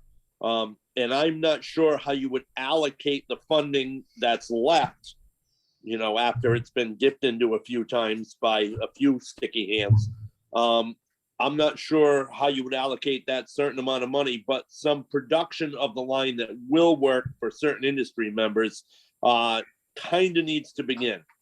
To the rest of the group, all very good statements about all the different variables and how to implement them. You see Scott in front of you, hold his feet to the fire for testing them. Bring him the samples that he wants, bring him 10 pieces of it in 10 configurations, hold his feet to the fire to test them for us. And with possible remaining funds, there might be time to get some more before the implementation date of May 1st. Again, I have other notes written here, but it's all related to the funding and the possible disbursement of the money to different groups. Full-time, and the state fishermen, don't be upset here, but 800 trap players versus, potentially a 300 trap or an 800 trap state guy who's fishing in shallower water. We need to, as a group, and tonight, come up with a way to make us all as whole as possible through an even and equitable allocation of this money or allocation of different ideas. It needs to be spent equitably around the fleet. I've had several different ideas. Some of them have worked, some of them haven't. The bidding process, to me, we've used it before. It seemed like the easiest and most data verifiable, if that's even the way to pronounce it, to use. Let me gather my thoughts again. I'll raise my hand again later. I appreciate the time again. thanks, Brian. So does anybody want to weigh in on some of the questions that we had? Let's start off with activity standard. Anybody have any suggestions about years of activity? No activity, every staff allocation is eligible? I think it should be active fishermen, active traps fished, because those are the guys who are gonna have to put the buoy lines out right away. Guys sitting on an allocation, might sit on it for a year, 2 years, 10 years. Let him worry about when time comes. That's just my opinion. Take care of the active fishermen. So then we need to define an active fisherman. Is that 1 year, the past 2 years, the past 3 years? Well, the only trouble you get into is new entrants. Yeah. So when we did the trap allocation, when we did historical, everything was based on 3 years. So but you have new entrants here, You guys are expanding. Well, So you gotta consider them. We acquired tags, just bought tags and fishing this year, like a lot more tags fishing this year. Yeah, no, I'm So, not going to, I don't know. this is, This is sections were recently acquired, or. Well, there's an application, right?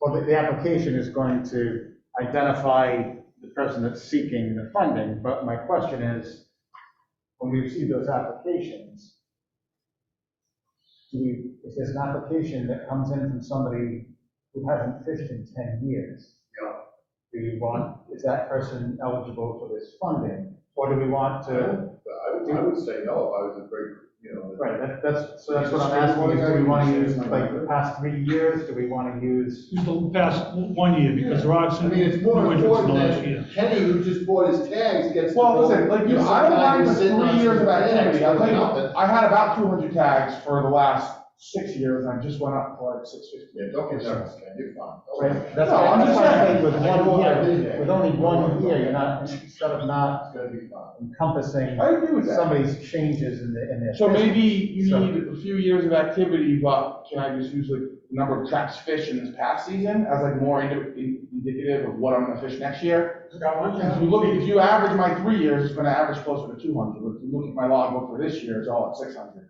So, I mean, that's a question that Al brought up, is do we want to look at traps reported fish I or think lots fish or is fair, trap allocations?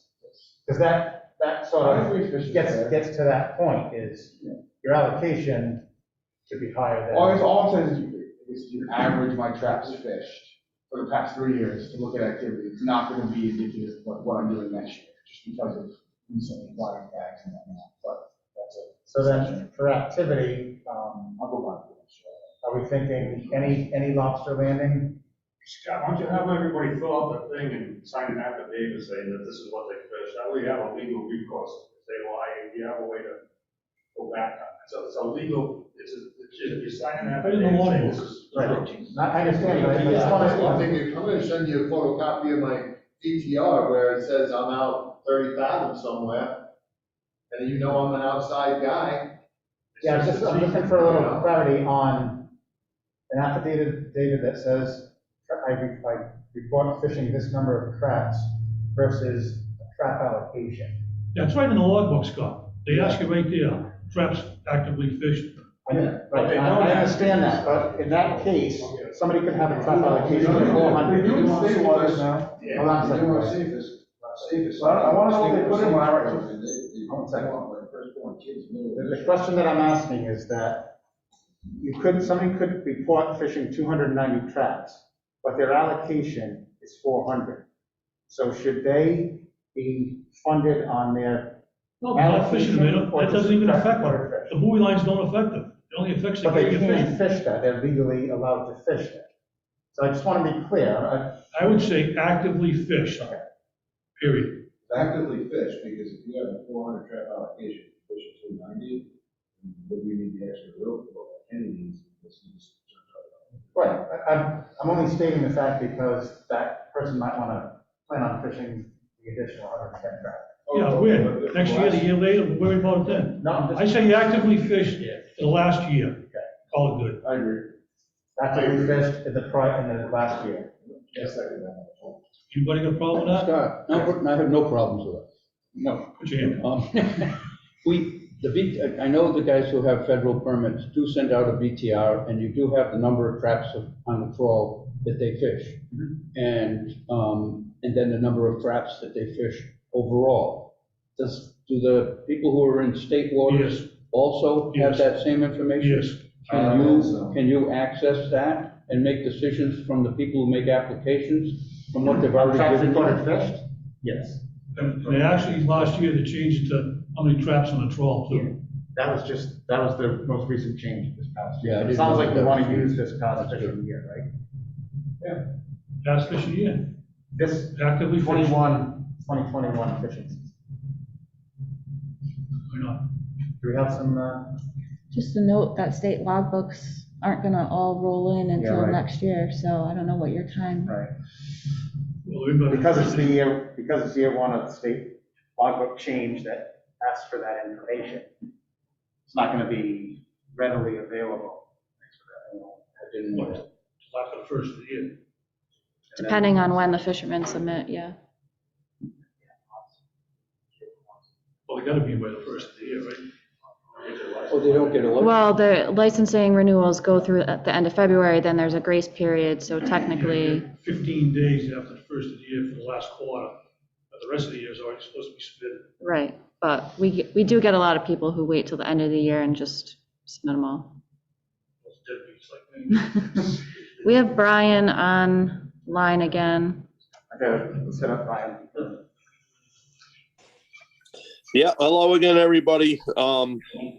I guess I wish I was sitting in the room to join in the back and forth. Because I feel like I can't speak emotionally on this process. So I got a lot of notes written down that I've been thinking about all day about how to declare an active fisherman. You know, I guess there was a hand raised potentially in the room just now on going with the word active.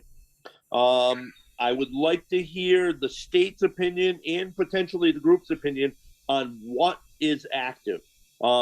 Traps reported fished, to me, is not, to myself, is not an active fisherman. It needs to be, again, in my opinion, it needs to be based on some facet of landings. Whether it's one landing slip in 1 year, whether it's 30 landing slips in 3 years, whether it's 10 in the past year. I think that would be a better definition of active. Again, I'll be back again. Thank you again. So can we have a little feedback on, Brian's comment? Part of the process. That's part of the process. That's probably one step in the process of figuring out who they are. That's all I can say. That should be included, but it's only part of it. So in addition to traps reported fished, we want to see a landing requirement. Some Is what the comment that Brian. So some I agree. some form of landing, whether it's, does anybody have any comment as to, should it be just, a lobster landing in the same year that we're looking at for traps reported fish? Should it be past 2 or 3 years? Can you make sure there's a clear definition, because I sell almost all my stuff direct, because I'm one of them lucky guys that is also a direct sale license and dockside sales. Yep, we'll access dockside and direct sales as well. Verified. That can get really tricky, Scott, because certain fish species, you're only required to land 1 pound to qualify for allocation. When we did the lobster management plan, it was 10,000 pounds a year for 3 years. So you got a wide range of things here you can look at. Yeah, I don't think that we need to look at any standing activity standard. I think this is your opportunity to craft this spend plan. Well, I would imagine if this is gonna affect, active commercial fishermen, this is what we're talking about here. Guys is fishing, you're gonna have some kind of landings to be in the area outside the coal legs. Yep. To qualify for this. You're not gonna go out there and land 1 lobster. Right, so I just threw that out there just because it's an option. That, there's a lot of programs that use very small amounts of a given species, but I want to hear, what everybody's thoughts are, okay? You gotta craft this to state guys, because anybody with a federal permit on their boat has to fill out a BTR or some form of landing. Yeah. Every day they fish. So we're easy. It's the state guys that really have all. I mean, the only thing that we're lacking, as Nicole said, was the information of traps per trawl. Every state license holder has to fill out a state logbook, even if they're not a federal permit holder, they don't do a BTR. So we have that information in terms of landings, whether it be dockside or direct sales. That's on there, though, the state thing is the number of traps patrols. Yeah, it is, but as Nicole had mentioned, this was the first year. So to access that data will not be probably, I don't know, it'll be after the first of the year. So we're trying to develop this program, this spend plan, prior to that, because you know that you want to, make up your vertical lines in the wintertime. You don't want to drop this, so here's your line, guys, in April, right? So you just put in the application, any false statements in this thing would result in further penalties or something. Leave it at that. Just so that there's a, Somebody sign it as an affidavit, like I said, that's all. they have to sign the application. It's Right, so true to the just- best of their knowledge. It's pretty simple, I mean, don't make it too complicated. Scott, there's only so many guys left fishing. Yeah, And how many guys are gonna be putting in for the, so what you just said, Al, is more in the line of this option here. So you get this application, and on there, you have this, this information that they supply, and there's a clause in there that it has to be truthful, and so versus just distributing line based on the, vertical line marking approach, right? Yeah, I agree with that. So application, this is, And you guys see everybody's activity anyway, either BTR, Savis, or logbooks. You can verify Somebody doesn't even know what a vote, but that's an application, you'll know that. right, I guess I was thinking, so I wasn't thinking of that, but what I was thinking was, if somebody wanted more line, they might say that I fish 10 pot trawls in 200 feet and more. So then the calculation of how much vertical line that person gets is not realistic.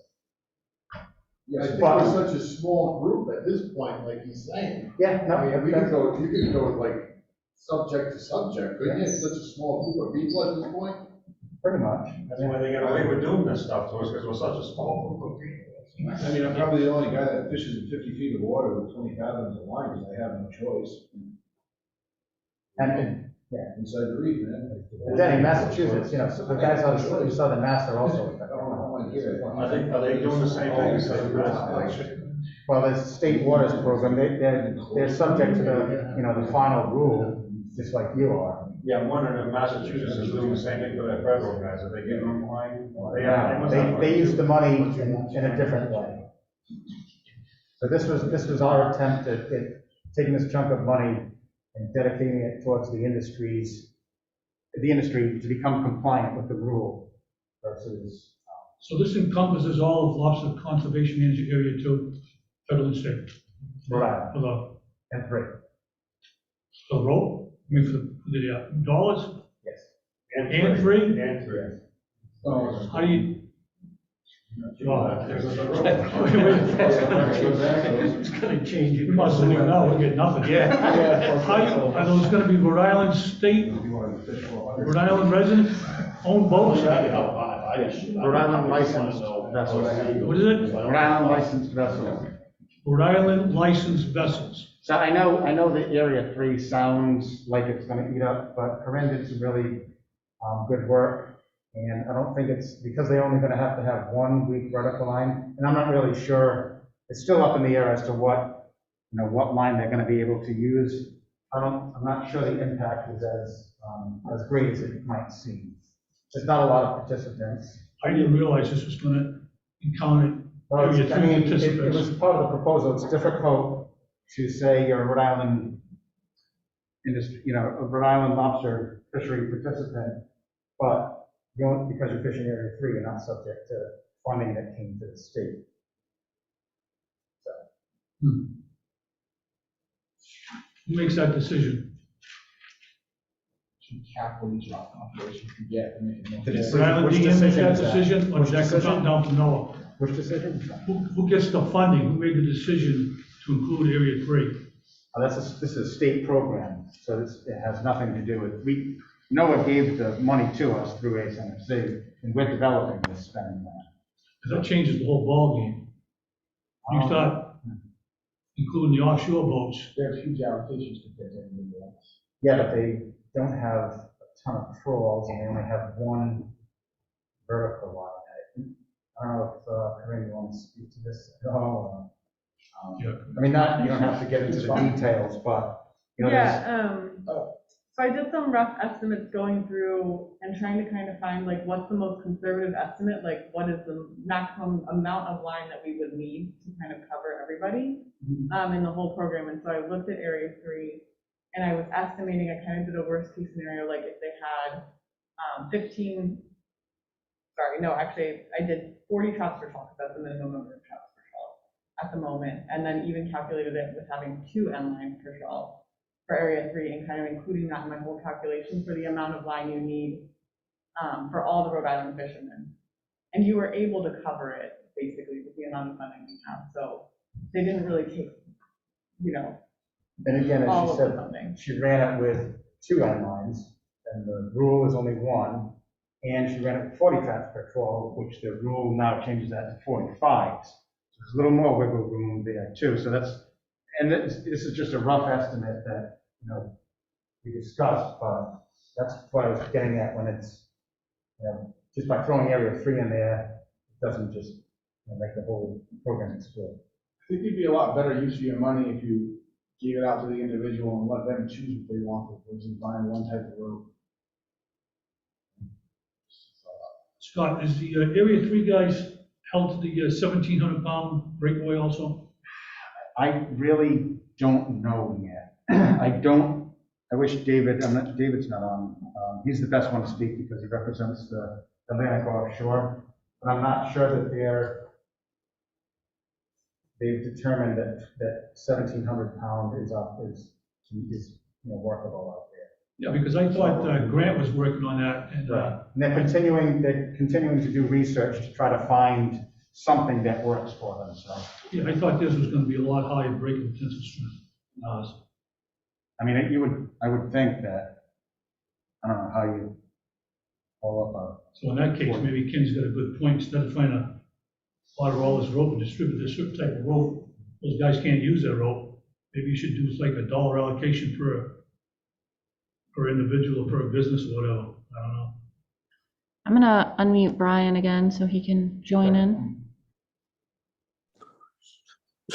Yep, hello again. Question to Corinne to answer when I mute again. At what depth was the Area 3 gear with both up and down lines figured into your math? Because again, Area 3 boats will transit from 40 to 50 fathom to 250 fathom. At 250 fathom, that's obviously quite a bit of consumed rope. I myself, as this proposal was presented to me, I was unaware that Area 3 was involved. I did not hear an answer to Al's question of, are they being held currently to 1,700? If they are, I thought Area 3 was funding itself, or that they were using, and I didn't realize they were using some of our allocation. So that does change the whole entire ballgame. I had done the math before based on 60,000 traps for Area 2 state guys, both up and down lines. I had done the math and I had come up with the prices that I got from the Neo Core company, and it was 246,000, and that would make every individual whole. That I had variable added to it that was brought to me of single trap state fishermen, which did add a nominal increase in that fee that I had not figured out. Again, I did all mine based on a 15 trap trawl. So the question back to Corinne was, what depth was that figured at? And I heard a public comment about perhaps every individual just receiving money to do what they need to do to purchase the rope they want. Again, I'm going to reflect back, and it wasn't stated right after that statement. We only have one rope certified currently.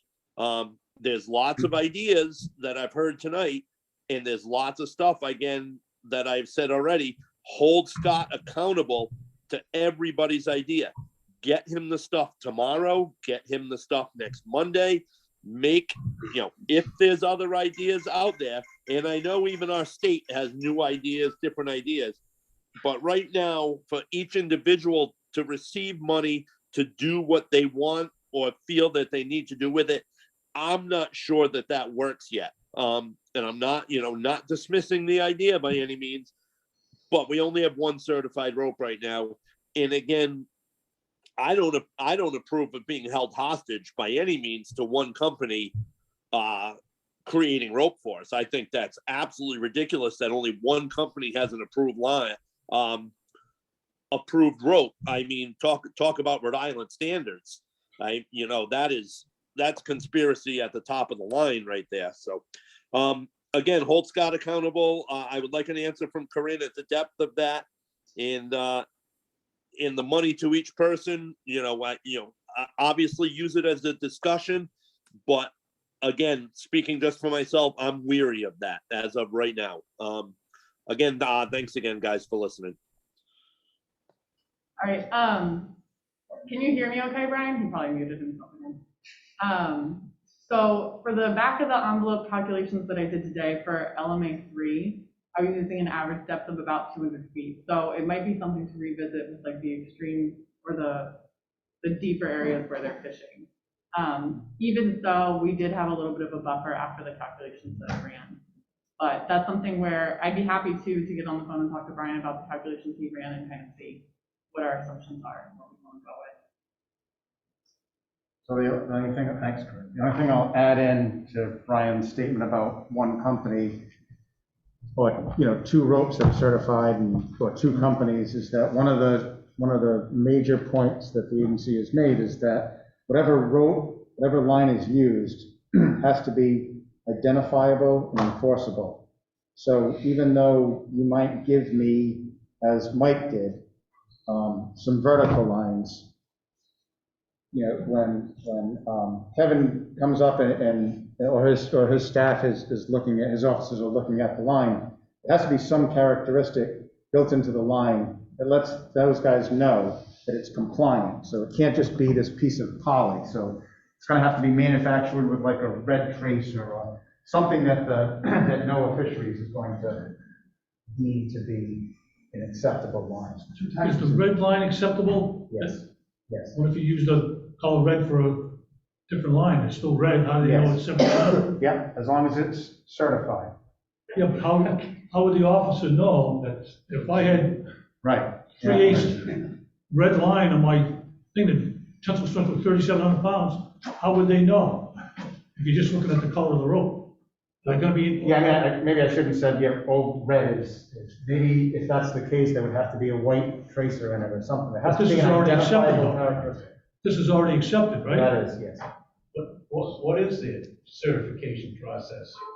So you give the line to me, I get it to the gear technician, he does 10 replicate breaks on a braking machine, and then that information, he needs a mean braking strength that's less than 1,700 pounds, and that goes into to NOAA and to the gear, it's like a gear subcommittee, and then it's certified. And then so what's happened is manufacturers have been hesitant to make anything without the final rule, which just came out last month.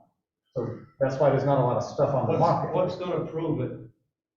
It has to be identifiable, whether it has a white strand in it or whatever. That red line is accepted. So I can't answer, I apologize, but I can't answer the question if you found a piece of red line that, it's just gonna automatic, it's gonna be, even if it's accepted, I don't know, I'd have to. The biggest problem we got right now is certifying stuff and getting it manufactured. Yeah, he's right. It's not gonna happen in this timeframe. That's far and away the biggest problem we got. Scott, that rope I gave you, the number 10 there, you sent it up and was tested. It was tested, but what I found out is it wasn't tested on its own. It was tested knotted to the red line that he gave me. And the only breaks that he recorded are these. So he's supposed to break it tomorrow, the street. Do you have enough of it to testing? Plenty of that. I think he said he was gonna break it tomorrow, so I think he said that he had enough from what you had given me. So you're If gonna find out. not, I told him that I'd meet up with him next week and give him. Is that old machine they used to have that used to just spread? Yeah, it's another one that they have over there. Yeah, that's pretty much it. So we're gonna know real soon if the number 10 is within the limits of 1,700. He said he was gonna break it tomorrow. We just don't know how we're supposed to come up with new possibilities if we can't use anything off the shelf. Well, if you have something off the shelf that you think might, right, that's what you have to give to them.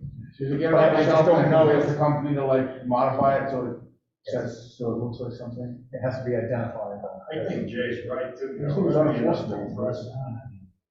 Stuff that's gonna be made somewhere other than here, India or wherever, we have some ships out there. Yeah, that's where that red stuff is I coming. mean, the best shot we got right now is. Yeah,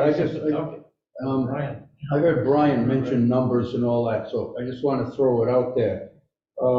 If you've got 800 pots and your average up and down line is only 180 feet, that's going to require 14,400 feet of something that breaks. So is that That's 75%? available. And, pardon? Is that 75%, or are you using 180 or 135? No, that's 135 feet. In one up and, of 180 foot up and Yeah. down line is 75%. Yeah. Part of the other problem is we have to do something before the date of May in order to get this made up, or somehow make it up. And I'm not speaking for any one manufacturer either, but the more you order from one manufacturer also, the lower the price goes, to cost us less, which is the farther that the money will spread, that is slowly diminishing to small amounts that he can lay his hands on. I think that all has to be taken into consideration. All right, go ahead, Brian.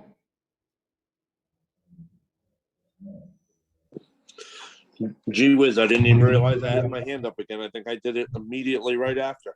To go back to Al, with the number 10, very important. Scott, you need to call him tomorrow and get a definition if number 10 has the proper breaking strength. Through the rumor mill, and it was obviously only the rumor mill, it was explained to me that that rope broke at 1,540 pounds, which was the same as the Neocore. Once a knot or a connector with that rope, whether it's to itself or to a piece of poly, that breaking strength dropped to 1,170 pounds. That needs to be figured out as soon as tomorrow. My justification for trying to figure that out, along to tie into this funding, is a lot of the industry does use that rope. And if it's compliant, then we can perhaps combine one, two, or three of our currently owned vertical lines into a vertical line that is now fits the final ruling. So again, to me, that is very important. And again, to the group, as I'm going to reiterate, hold his feet to the fire and give more. Give as many samples as we can get. It will only help the industry going down the road in the future. And, again, I stress the importance. It doesn't sound, once they figured out area 3 into this and a potential, crying out loud, per boat, 200 fathom per up and down line with 50 trawls per boat, our rope is gone. I mean, we're all going to get enough to tie a dog up in the backyard. I'm wandering again with my statements. I apologize. I do wish I was in the room because I could stay on task emotionally, but we need to find out. I think, like Al said, again, Al, he's like in the same room with me here. We need to find out another rope that's available that will meet the criteria. Again, I'm sure my hand will go up again, but the Red Sox are coming on shortly. So thank you again. Really, do you have a question? Just hearing what Pete said, everybody's got their own ideas. Well, I want to use this, I want to use that, I want to do that, I want to do this. Just hearing or listening to everything I've heard so far, I think you should set it to like maybe 2 choices, okay? The fact is, the top 75% has to be 1,700 pounds breakaway, okay? We all know that. You can use whatever you want, the bottom 25%, correct? Right. I think to simplify this problem and just from hearing everything, pick two choices, like the one Pete has, or the gray tracer. Make that an option, one option there, second option, number 10. Two options. I think the most simple way to do this is just make one single piece of rope. One, you know what I mean, 75% of the top. Yeah, I mean, that was what that's what I heard from the industry early on, and that's why we investigated, thank Peter for it. He initiated the discussions with the rope manufacturer because it seemed like, you just said, the easiest thing, and this is what I heard from the industry, the easiest thing to do is just to connect this to the 25% on the bottom. But obviously, it doesn't work for everybody. Yeah. I understand It that. doesn't work for anybody in Area 3. Because they're all using 5/8 buoy lines. This stuff will go through the hollow. Yeah. Yeah. I'll, dig into Area 3 and the direction that they plan on going.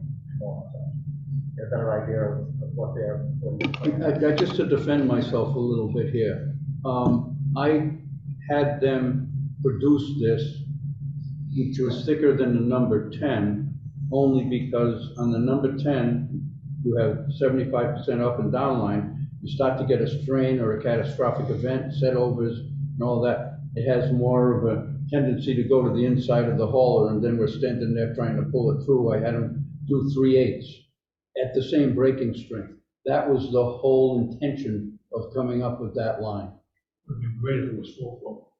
I agree. I found fault in it myself, same reason.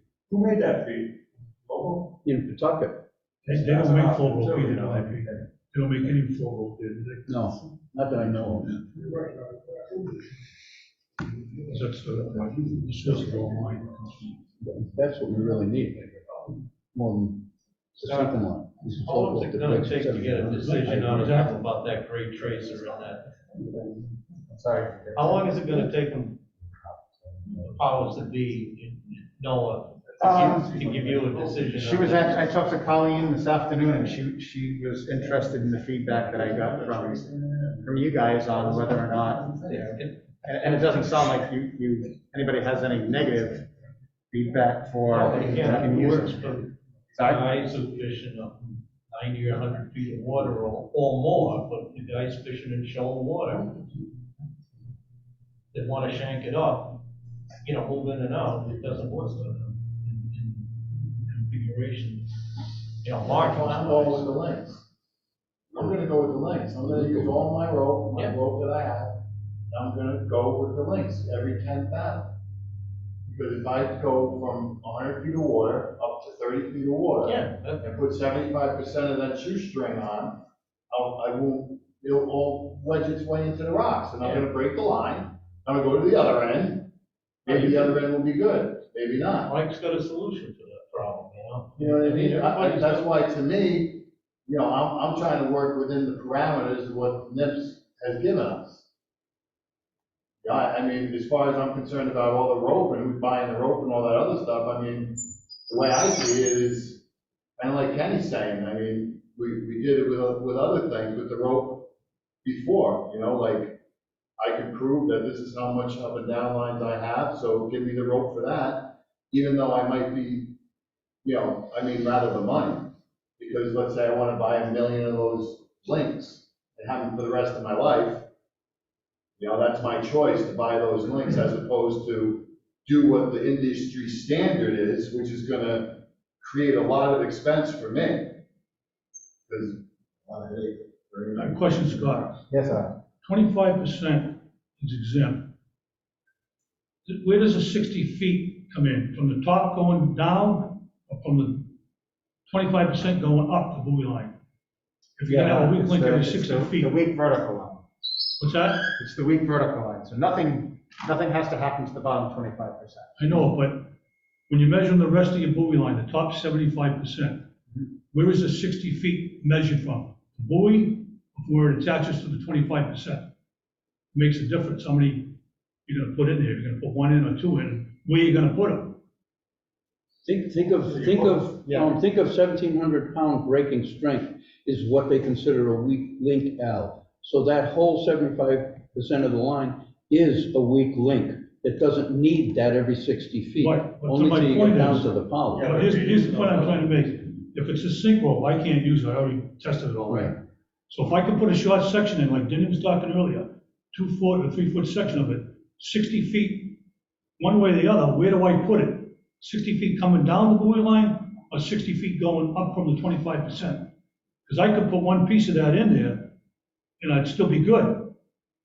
Because the top end of mine is 10 and 8, which But is, you're gonna need a weak link right at the first 25%, right? You need a link right there, right? So if it breaks, it breaks, you no, out. no, it doesn't say that. I think that. No, And then from there, you go 60 feet. From where? 60 feet from where, Scott? Well, I would say that if you have a 120 foot, right, if you have a 120 foot line, then you need a weak link right in the middle.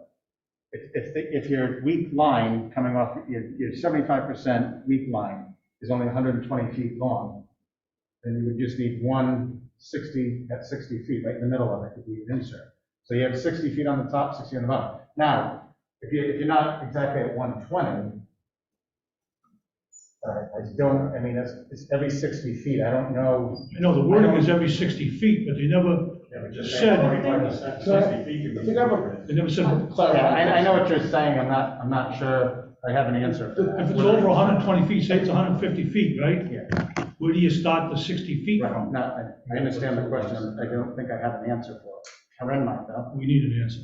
So I would think, just from reading it, it wouldn't matter, like, you can make that choice yourself as long as you don't have any length of that line that are longer than 60. Greater than So 60 you can make that decision yourself, as long as if they take that line, there's no section of that that's longer than 60 feet between.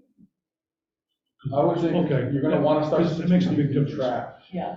60 feet from the end pot, so you have the longest section near your track that doesn't have an insert. Just kind of thinking out loud. Yeah, right. You would go from there. You want- So I, you don't want- clarifying question, the 25% in the weak links is actually not the same thing, right? 25% is only when you have the weak top rope. When you're using weak links, it has to be every 60 feet. Each section. Correct. That's the way it looks. You can't, let's just say on the off. I know it looks that way, but 25 feet, you're coming up 25. Yeah. Okay, that's obviously. Yeah. You go with well, I'm talking links now. Yeah. You go with the I'm not links. trying, I thought. Okay, see, like for me, I'll give you my example, okay? I fish like a little bit over 20 fathom up and down. When I'm in shoal, okay? So I ask 25%. I'll put that weak link in, okay? Then I'll go the 10, okay, which is gonna bring me, 13, 14 fathom. Then, if I usually, what I've been fishing my whole life is 5/16 Emerson, okay, so then I'll go from the 25 length, then the 10, the shot of 10 fathom, another length, and then the Everson. And now they're saying you don't have to do the weak swivel, so I could like tie the Everson right into the buoy and I'm legal. to answer your question, Ken, I'm not familiar with any modifications that have to be made to that first 25 feet from there. So say you were fishing really deep and you were using weak links, you could actually have a longer than 60-foot section then with no weak links in that bottom 25% of your end line. If the water is deep enough, that 25% is longer than 60 feet. Again, I'm just trying to be clear. Exactly. So, like I said, I'm just not familiar with any regulation pertaining to that first 25%. Okay, so that every 60 feet is only in the top 75%. That's the danger area of the vertical, not that bottom 25%. Okay, so I can have the 25% and then 60 feet and then a weak link? 25%. Yeah, then 60 feet and then a weak link. As long as Corinne. Just talking about like, I might have been one of the people who said I was gonna use the end line, but just listening to everybody and I only started fishing out in the area where this qualifies last year. Yeah. I'm gonna try both and I'm gonna do lean the other way towards the link, so. I was wrong, but So this is all new, none of us have done that, so. Scott, after the 25 pound, does there need to be a link? If That's I'm where your going below? modifications stop, after the 25. So that's, you gotta Well, have that's a not link it, after if I have 25. 25% and then 60 feet. So it actually has Halfway more to do with around. the length of the buoy line than it does the depth of the water. Which gets back to my original thing. In 25 feet of water, I could have 1,000 fathom up and down line as long as I got a link every 60 feet. If you want to put a 50% and 50% and keep your line up off the bottom and have the bottom 50 be floating poly, then you can put a link in that 60 feet away from the breakaway at the top. You know what I mean? So 50, if you went 50%, 50 and 50, and you had 180, that's, what's half of that? 90. So you go 30 feet down and you put a weak link in it and you meet and you put one of those links in it, the chain link, and you meet the specification to qualify. If you want to keep your line up off the bottom, I don't know if that's what you're trying to get at. Yeah, I mean, that was something that Peter brought up. If somebody could find a piece of poly that broke at 1700, then you could more or less use that. Right. You have 25% of whatever, the next 25% of some poly that breaks at 1700, and then this stuff I'm all gonna when I bring it to you tomorrow, I bring it to the guy. You're gonna give me the guy's address? Because remember, No, I he's- brought you a bunch of line. That went to Maine. Now the breaking machine, that was the only one that was in Maine. So I'm gonna bring you some more line, because the way I'm looking, if I can get my line to break, I don't have to do anything. Well, still has to be identifiable to enforcement. So I don't want to say that you don't have to do anything, but I'll work on it. So I just want to circle back really quickly to the spend plan at the end here. So what I've heard is that we want to use this past year's fishing, we want to use the traps reported fished, and we want to use an application with data that's supplied from the participants on their type of fishing activity, how they fish these elements here. Yeah, more than a pound. With some, whether they sign and say it's true. Yep, with an affidavit. I just said with more than a pound, a decent weight. What should that weight be? It shouldn't be a pound, that's almost ridiculous, anybody can do that, So what should it you be? know? I don't know, you guys wanna come up with an answer, We want 10 pounds, you we know, want 100 pounds, 1,000 pounds. a couple of thousand pounds? I'm not a full-time lobsterman. I do a lot of funk and a lot of fish potting. So I might have years where, when I started lobstering, it was pretty. Yeah, so that's a good point. The minute, as you start to increase that landing limit, then you start to. Yeah, we'll just come up with a number to put it at, I mean, That's right. whatever you caught is gonna be more than the guy sitting at home Correct. caught. With Oh, Brian's hand again. allocation is not using. Brian wants to weigh in. Go ahead, Brian. Hey, hello. I guess I had said, landing slips, regardless of weights on the landing slips, produce X number of landing slips to prove your effort, or your participation in the fishery. I'm not sure if in the hustle and bustle in the room that was discussed, that was an idea I had come up with, just to add to the hustle and bustle. Yeah, I guess that was it. I was raising my hand for that at that moment. Thanks. Hey, Scott. What about using the licensing activity standard, 40 landings over 2 years? Does that seem excessive, or does it seem? So we have a licensing activity standard for all of our licenses. If you want to sell your business, you have to have 40 landings over 2 years. That's what it is in regulation. So it's just something you could use that. Whenever actively fished comes up, that's what we always kind of go to. Right? Yeah. Perfect. Yeah. That's perfect. It's already in. Yeah. That includes cash slips that are turned in on a state acceptable. It's gonna be logbook information. Logbook. Yeah, we So we're use, not gonna be we use Safest, but we'll also use dockside sales and, Yes. yep, and if people, we've had people bring in slips before because they weren't in Safest and they brought in slips to prove it. So is the burden gonna be on the applicant to supply 40 slips? Or are you gonna look at your logbooks? They're using direct sale. We'll access that. Yeah. The other thing, average depth. For me, there is no average depth. No, I was just trying to get some understanding of vertical line feet, Yeah, like, I do the same thing as Mike does, we go show, sometimes we shank them up. They stay the same length, but there is no So average I'm depth. clear on all this, but at this point, it still seems like there's, I just don't want to get to the point where you're filling out an application and I don't fill in average depth. Other than that, I'm gonna have to pick a number out of thin air. you'll be disqualified. So what I want to understand is that I shouldn't be reaching out to this company and saying, you know, everybody, the whole industry wants this. What I've heard is that everybody wants potentially something different. I mean, there's only a couple of it accepted right now. Yeah. If you bring forth something that we can get accepted, but it's going to be a little bit more difficult and probably time consuming and logistically difficult for the state to have multiple vendors and kind of, you know, allow fishermen to purchase from different areas. I'd have to talk to our business office to get a better understanding of how it would work, but I Like just I said wanted to. earlier, that's not even gonna work for Area 3 guys. There's no way they're gonna run that through their hauler. It's also not gonna work for me because, yeah, put that outlet that's sinking 80% of it, just watch it leak.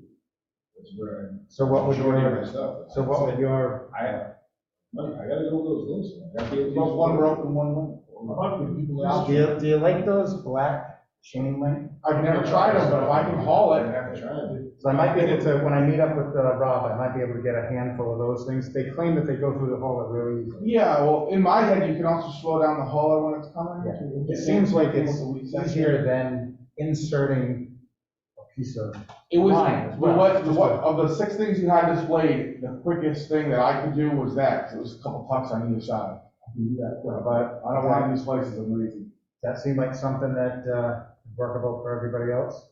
Can you go to that, I think page, yeah. You have any more information about them? He did say he runs them through the hauler at normal speed, and they go right through. And they're cheap. Oh, yeah, that's good. If the line's in the hauler and the leak is only that long, that's what holds it in, so it doesn't pop out.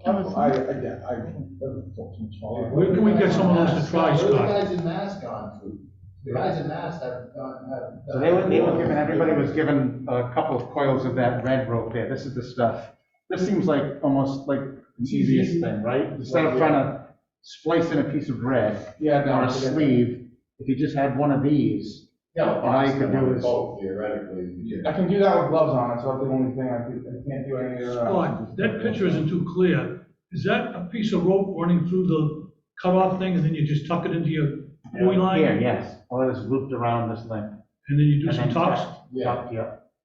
I don't know how many tucks. It probably doesn't matter because this is your weak link. It's got nothing to do with, Yeah. you know. Can we get some of those to try and where do we get those? I'm gonna talk to Rob tomorrow and see if I can get, you know, boxes of them, however much we can get and try to get them out there so you guys can try them. There's an outfit in Maine, Seaside, right? I'm not sure who made these. They're relatively new. It's just been the past 6 months that they've been out for testing kind of thing. These South Shore sleeves have been around for a few years. Yeah, that's not gonna work on the water. Well, it's not that cheap. Yeah, it's too complicated.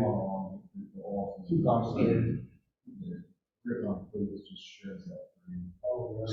I'm gonna go back to the big box that's explaining basically the rules for here.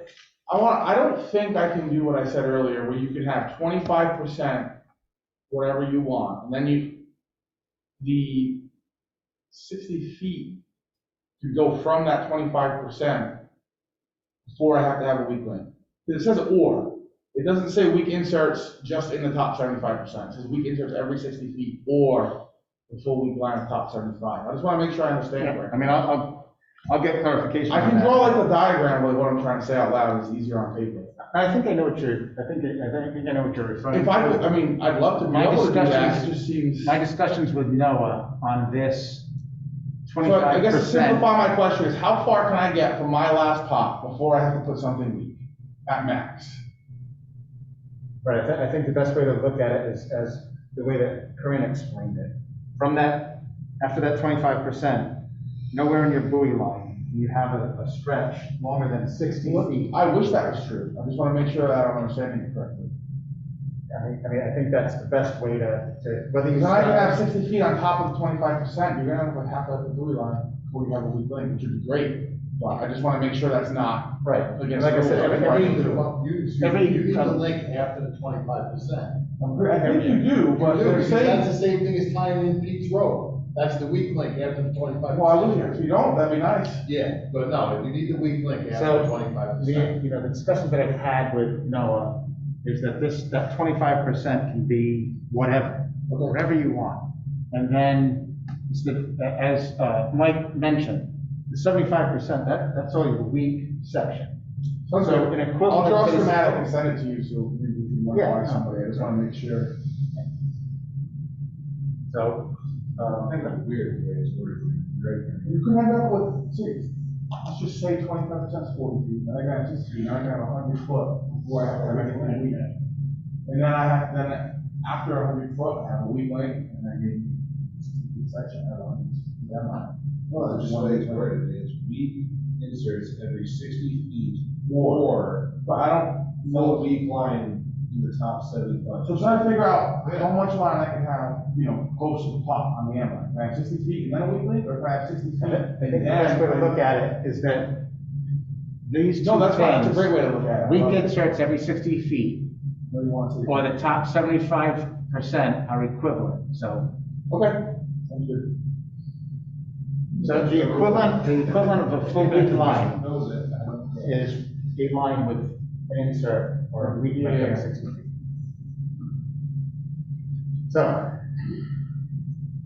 think I've gotten some feedback, I need to discuss it with, some of the managers in the department and come up with a plan, but it's important for me to know that we're not gonna be going down the road of purchasing this line. Everybody seems a little bit more, I don't know if Brian's gonna weigh in or not, but everybody seems a little bit more. He's got his hand up. He's got his hand up? Yep. Everybody seems a little bit more. Go ahead, Brian. Comfortable with weak links. I could say out of the line that, I think that shows the most potential.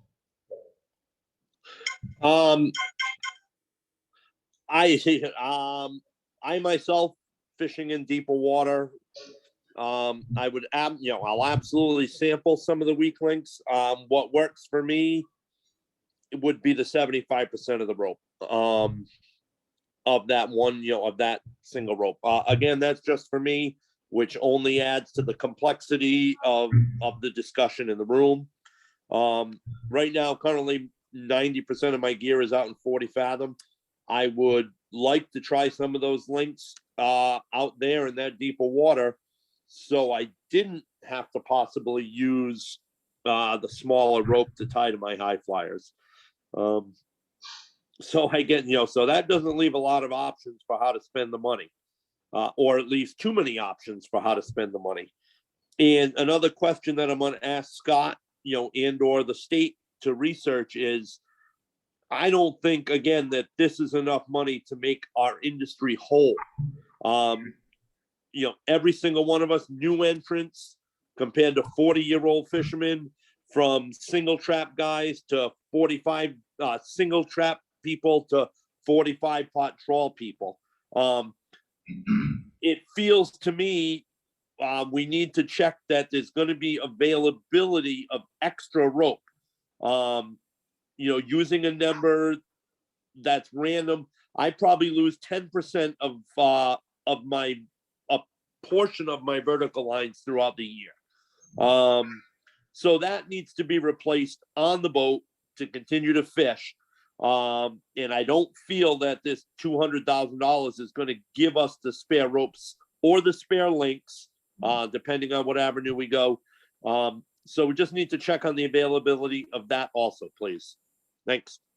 Yeah, thanks, Brian. I would just add that it seems like the group is interested in using, a pretty significant activity standard, which will probably remove a lot of the quote-unquote non-active lobster trap allocation holders. So that also might work in the active participants' favor in terms of how the funds get distributed.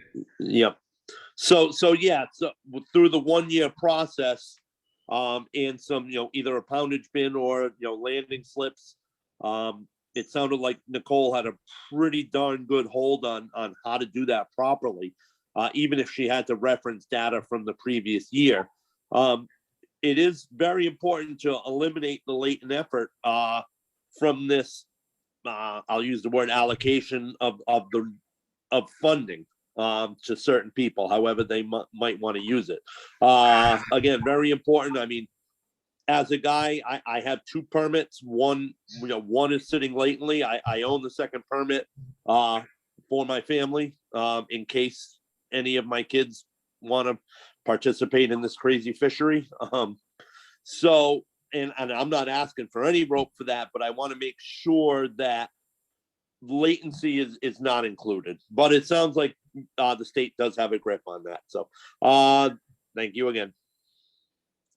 Thanks, Brian. One comment on Brian saying, I don't think this program was set in place to fund everybody entirely to take care of this situation. It was put in place to help us. Other than that, if they didn't do that, we were on our own anyhow. They pay for half, they pay for half.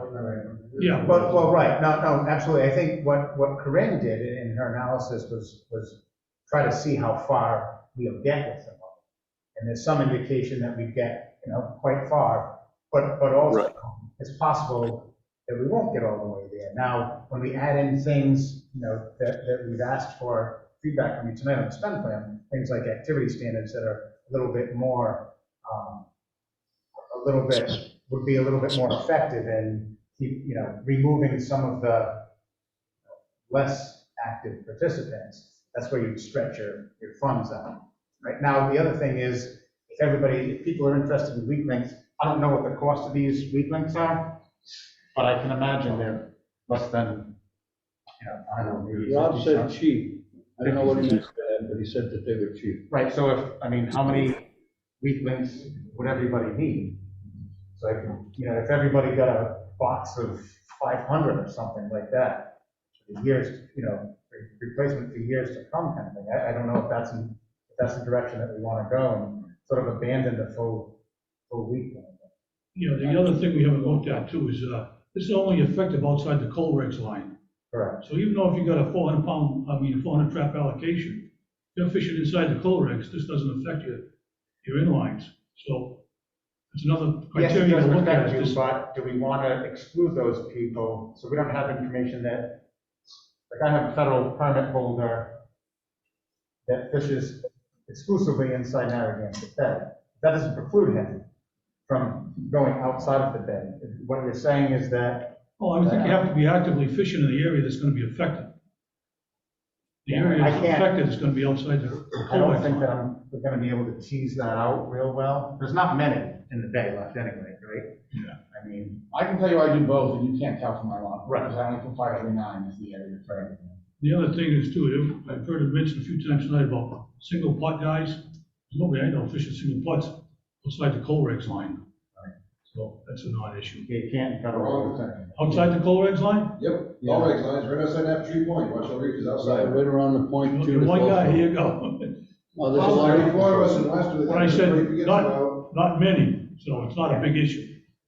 there's a lot of them down around the point that do fish traps and whatnot, which are gonna come into play sooner or later. We're not talking about lobster guys here though. And so that's another. I wanted to mention one other thing, because it came up under the classification of funding, and I've brought this up before. This could be classified as an environmental issue. We're dealing with whales and the environmentalists and whatnot. It seems that they want this to be an environmental issue. Back in '89, when the Prodigy went ashore or spilled all that water over here, there was a tax set up on oil, and it was something like a penny or a penny and a half per barrel of oil that came into the state. I don't know whether it's still there and not used, but it could be a source of funding if this would classify as an environmental issue. That's what it was put aside for. It would probably benefit us if further research was done to see if that money is available for this application. Yeah, and I agree, we are actively exploring other funding opportunities, because as you know, phase two, going to incorporate gill nets, fish pots, other fish pots and traps. So there'll be an additional need for compliance with these.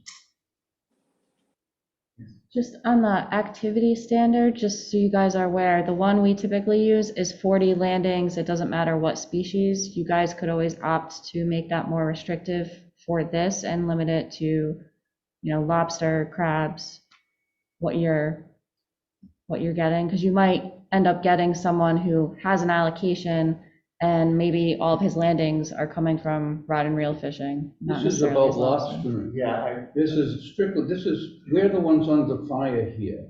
I don't mean to take that up, but we're the ones right now that have to do something in May. You know, so I don't think we want to spread it out to every town, dick, and fisherman there is out there. Oh, that's what she's saying. Yeah, that's what I'm saying. So you can limit it to just, Crab is fun. yeah, just to lobster and crab, for example. I didn't hear all of your statements, so. Yeah, because I think you're right. You don't want someone who has an allocation and has 40 landings of, I don't know, bluefish to get money for this or to get line. I want to go back to what Louis was saying, is kind of making it simple. So I'm wondering if we can just go with those three in the link and just give fishermen an option, say, pick one of these three or links. The That line, way you can stop ordering stuff. the line on the links, you mean? And you make it simple, instead of going with all different kinds of lines and all different kinds, because we don't have that much time to do this. Right, well, I mean, there's a difference in cost, obviously, between line and links. Yeah, don't get me wrong, I would rather go with what everybody wants to go with. I have no problem buying my own links, because they're not gonna be that much. I'm just saying, as far as, you know, the circumstances of my up and down lines are totally separate than buying the line. To me, it makes a lot of sense to go with what Pete has, the diameter, the grade tracer, both. Everybody gets their line. I'm not saying that I wanna take my money and buy a million of those things. I was just giving my example of my circumstance, like Jay's given his. I'm not in the same circumstances as Jay. So is it this hybrid approach where people want line and links? It didn't sound like the line was useful to everybody, right? Well, Scott, I spoke that it was useful to me flat out.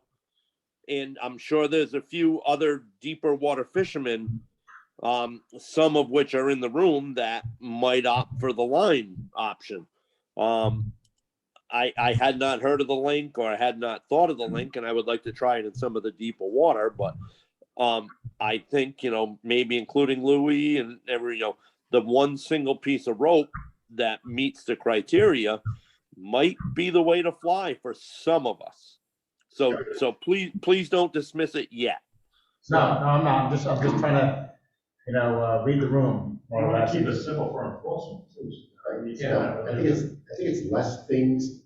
I mean, if you give, let's say 4 choices, okay? Let's say 3 types of rope and link. That's 4 things to get certified, not 10 options, okay? It's 4 things for enforcement to know, to have to see, to recognize, not 10 options. And I think keeping the options for everyone limited to maybe 3 choices of 4, no more. It makes it simple for everyone across the board. For you to get certified, for enforcement to be able to see what it is and recognize it.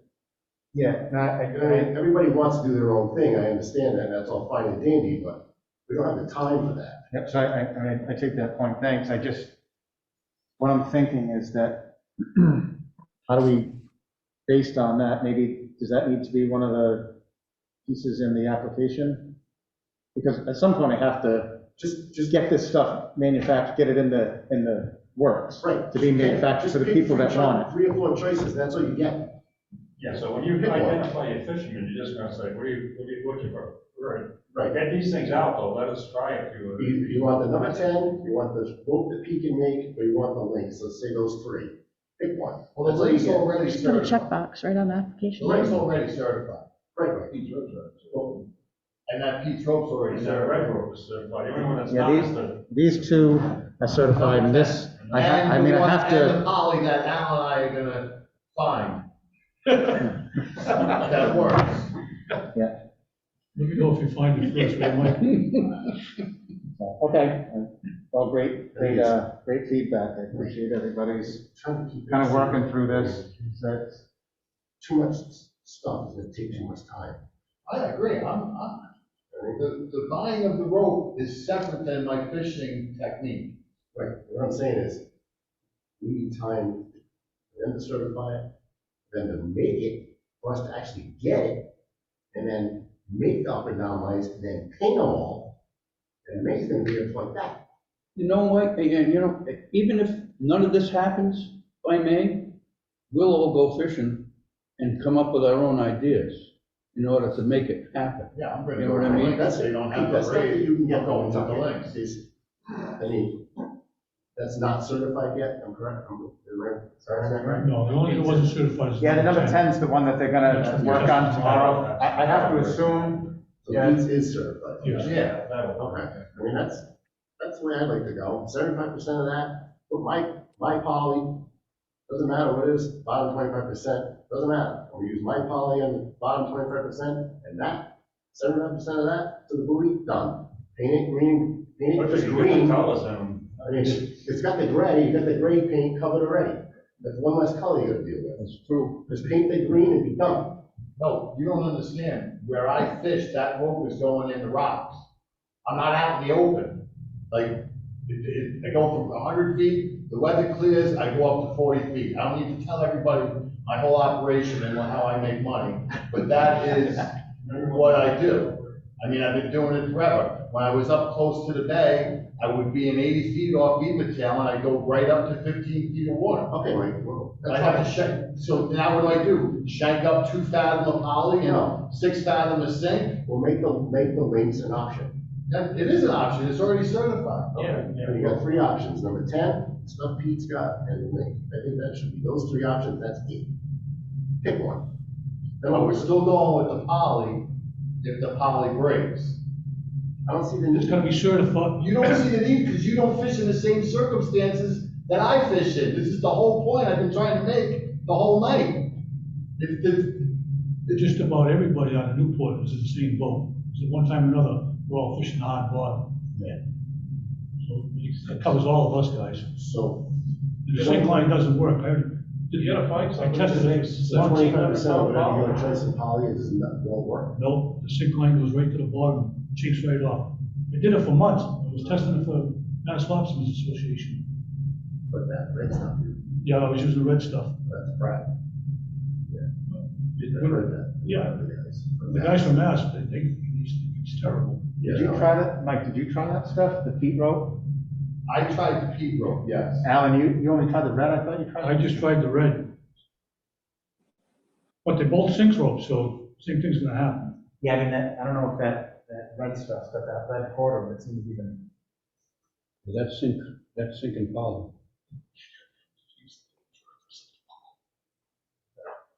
They took the lead color out of it, they did poly. Yeah. So I think one of the things that we should do is probably meet again relatively soon. I mean, take all the notes that we heard tonight and sort of think about it, come up with some kind of maybe a set of options as to how we can, develop a spend plan based on the different needs of the different participants, different bottoms that they're on, and then meet again and try to finalize this, within the next month at least, because from my understanding, the manufacturer needs, depending on how much rope we want, it really depends, it's gonna take, a few months. Can't you come up with an answer after discussion it in less than that, like a couple of weeks? Yeah, Scott? do you think you'll hear from NIPS on whether we can use a gray tracer in it to count for the gray? Yeah. I mean, when? I mean, in time to do this? Yeah, Yeah, I talked to her today, she's waiting to get feedback, and I think I made a good case as to why we should be using this. Her only counter argument was, if someone from New Hampshire, I mean, in my example, please, somebody from New Hampshire buys this line, and they put their yellow marks on there that's required in New Hampshire, and a whale gets entangled in it, but the only piece they find is this, and not the yellow mark on it, it's quite likely that that entanglement could get attributed to a line. Oh. You know what I mean? That's the downside of, because that's gonna be available to everybody. Like I said, anybody can buy anything. Right. That's why he told me to wait, but anybody can buy anything. That's a scenario that'll happen in life, with whatever you do. But this is a You can't certified stop road, that from you know? happening. Yeah, but you can't stop that from happening. That's the only real, that's the only real negative side of it that I. That's an that she enforcement gave. issue in New Hampshire, that if they do find somebody fishing with that line, they're not supposed to. Well, no, why can't they? I mean, If it's got a gray tracer in it. but if they put their yellow mark. Scott, they make that rope. I mean, all they gotta do is put however many strands that go into braiding. So every time you put another strand in here, it costs more money. No, but That's what they told me, because I said the same thing, I said, no, let's. no, what I'm saying, if they're using all white and they're making them, say it's 12 strand, 11 strand of white and 1 strand's gray for Rhode Island. Mhm. Just don't make it on order. Yeah, I mean, I can check with the manufacturer and say, then I'd be saying, you can't, we'd ask that you don't sell any of that to anyone but Rhode Island. Well, we gotta put the green on it, Scott, right? So if they have gray, if we've already got gray in it, then all we gotta do is worry about green. Right, now what I'm saying is that the only con of using this gray is that now if somebody else gets this line, if another state fisherman uses this line, and the only piece that they find on the whale is this line without the yellow mark or another state's mark on it, then it's gonna get attributed, maybe it's gonna be unknown or possibly Rhode Island is gonna be the closest connection. That's the only con, is that, like Pete said, is that a likely scenario? I don't know, is it worth the aggravation of not having to deal with putting gray marks now because it's already done in manufacturing? Probably, I would say yes, the likelihood of that latter scenario, but that's one that was brought up by Noah to me, which tells me that they're thinking it's not that they're saying, no, we're not going to allow it. They're saying, here's a scenario that we have to think about. So why not reach out to New Hampshire, Mass, and the enforcement, and the House of the States and say, hey, if you guys are gonna get these ropes, why don't you tell the guys not to use the one with gray tracer, we're not gonna do the yellow, burgundy, whatever their state may be, and try and, understandably, anybody can buy whatever they want. Right. But if you reach out to the fishing community that is already aggravated and say, hey, listen, you have to get new rope whether you like it or not. Can you try not to buy the one with the gray tracer and like buy the tracer that matches, because if you buy the tracer, it's less cleaning you have to do. It might just like click in their head and be like, oh, hey, so I only have to throw a couple green marks on it. Or in my case, because I'm a lowly stable, I can just throw it on there because I don't have to paint it and be done with it. That's gold. It's there forever. Just so you know, as a state guy, you still need that 3-foot solid mark at the top. Yeah, the gray. That's it. Yeah, but what I'm saying is if you kind of made it a point between the states to have them reach out and say, hey, if you guys are gonna order this rope, when you order it, make sure the state color is the one that's woven into it, because rope manufacturer doesn't care what color you have woven into it. They're gonna put it out in mass quantities and mass spools of that. So once they set up to run it, they're gonna run it. And it just goes from spool, gets burnt, goes from spool, gets burnt, goes from spool, gets burnt. It's production cost of that. And it definitely, it's not a major cost, because you're not asking them to do like a Rasta color or some crazy thing.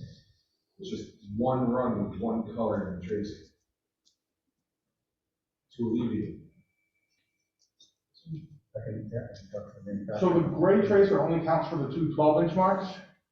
Doesn't count for the top? Yeah, it doesn't count, it wouldn't count, because the whole idea of the top, the 3-foot mark at the top, within the top 2 fathoms, is that They want to be able to. Yeah, I get that, but they could gray and turn it growth on. Right. Good luck seeing it from the. Well, yeah, but it's Point. gonna, they're not comfortable with that amount of gray to be Sounds visible, good, to but be still visible. good that it offsets something. Yeah, Back to the conversation about qualification. Yep. Peter was mentioning, you know, pick a, this is for lobster industry only, so you should pick an amount of lobsters that you landed. So I think we might want to clarify that a little bit, to discuss it a little bit more. Okay, so before we do that though, everybody's, comfortable with the activity standard that exists for license transfer only to lobster? So it's gonna be 40 landings over a 2-year period, but it has to be all lobster. Yeah, if you can prove the landings of the lobsters, like Nicole Or said, crab. those 40 landings could be anything. So you're gonna have to clarify that. You have to be lobster landings, and ours is still 40. Yeah, lobster, no, that's easy to tease. Lobster or crabs, I do Lobster believe. or crabs. is- But did you say were you thinking about a landings threshold or amount? Well, that's what the discussion was earlier. Right, or. Pete mentioned a few figures. I mean, I would assume that 40 landings over a 2-year period of lobster or crab is going to be. Couple of thousand anyway. It's not gonna be something small, not gonna be a small amount, right? I think a 40 landings. Yeah, right. It's simple. I don't think anybody has 40 landings with 1 lobster each. I'll throw a figure out, say 500 pounds.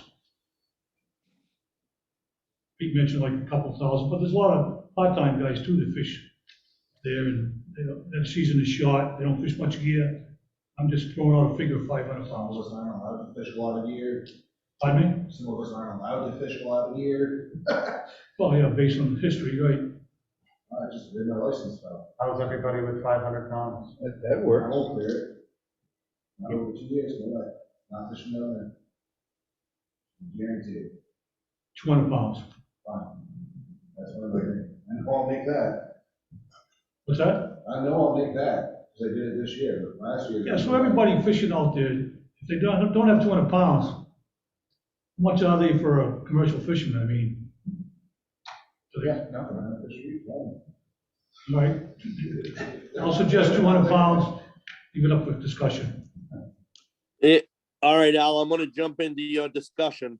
On my dock, there's an individual that is extremely latent, hasn't participated in the fishery, but maybe 10 days in the last 10 years. But he might meet that criteria of 200 pounds. But he won't meet the criteria of 40 landings. So where would we go with that scenario? Let's go with 40 landings, Scott, it's easy. You're worried about one guy that's part-time.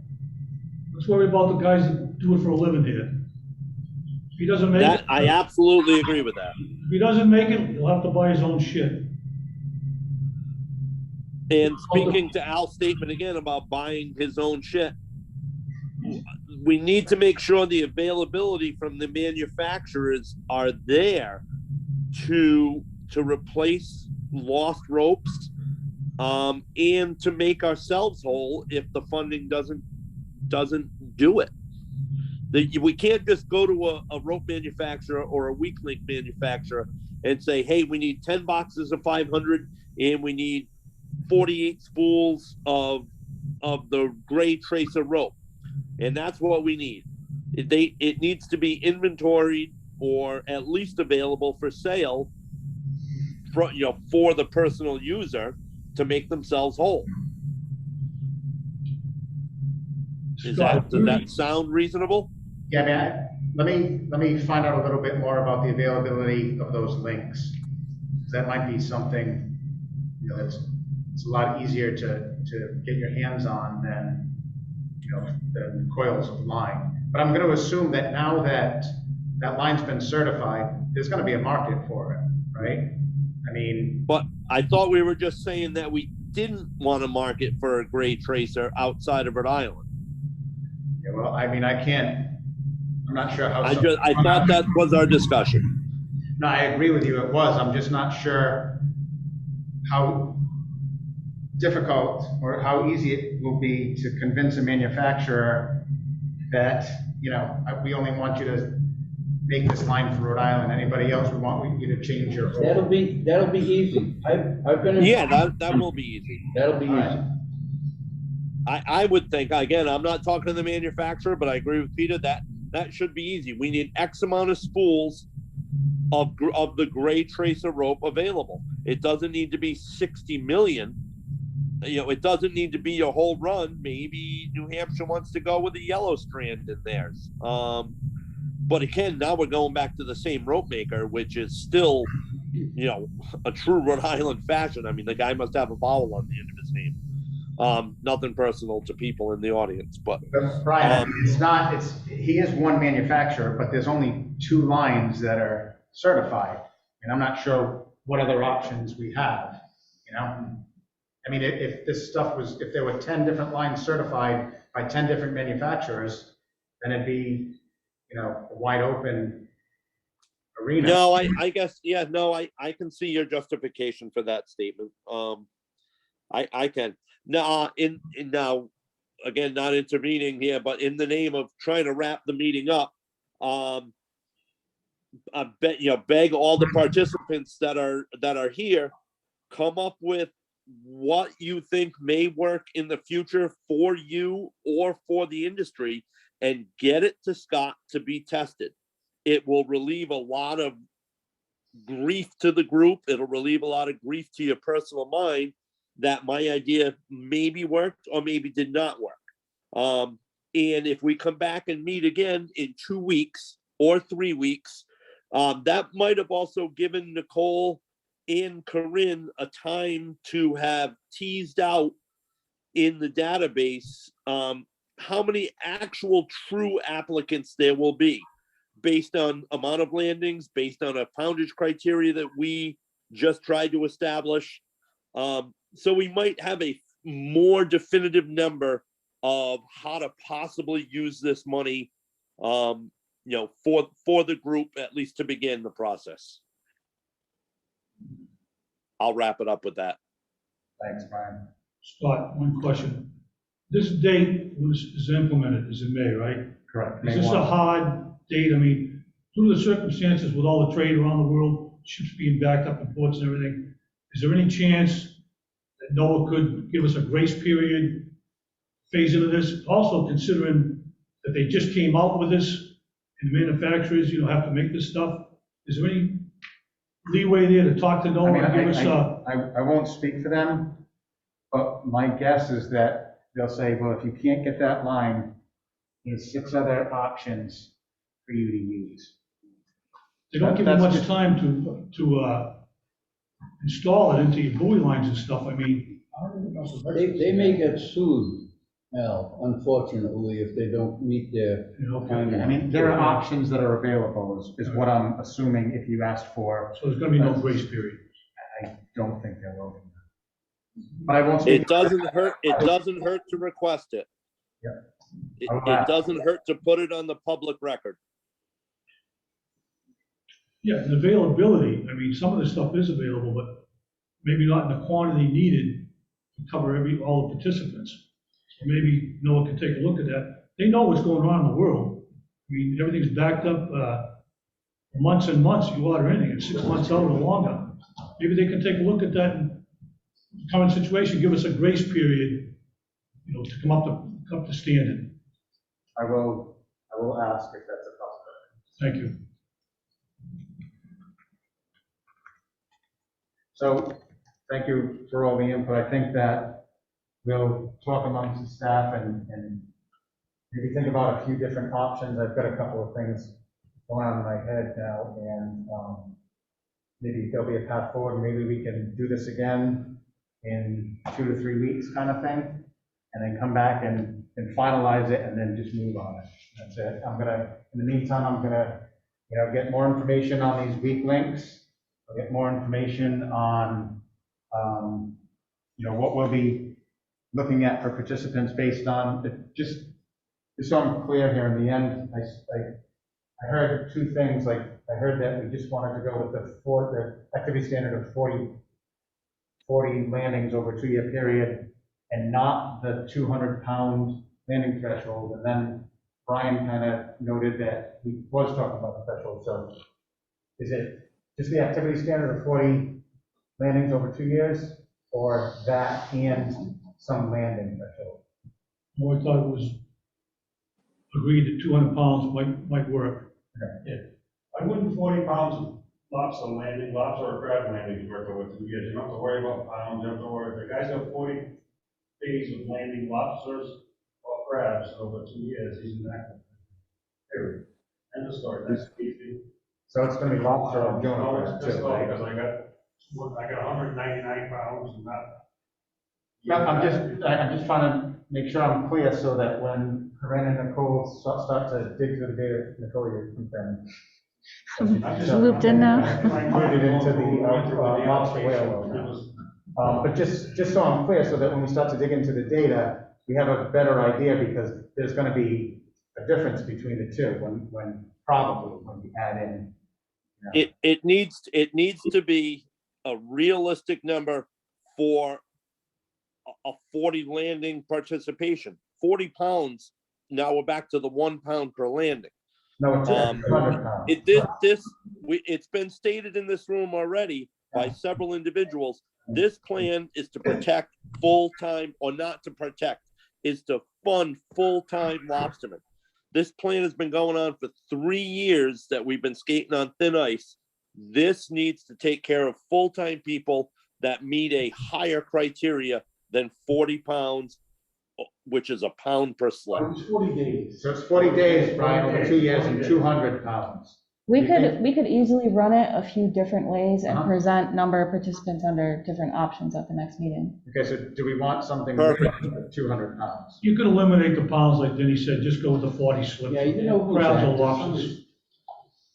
Brian? It'll make it simpler for you, wouldn't it? What do you think? Somebody's gonna come in with 41 pounds. This is history now. No, I think that, my personal opinion is that I think that 40 landings over a 2-year period is adequate. But I want to make sure that we have some consensus on this. I agree with that. The idea 40 behind landings. landings versus pounds, as far as the activity standard, is that despite how many pounds you're bringing in of what species, if you're making 40 trips and putting in that much time and effort, then that constitutes somebody actively fishing. Yeah, but it has to be 40 trips of lobster. or Right, crab. for this one, yes. Yeah, I can agree with that.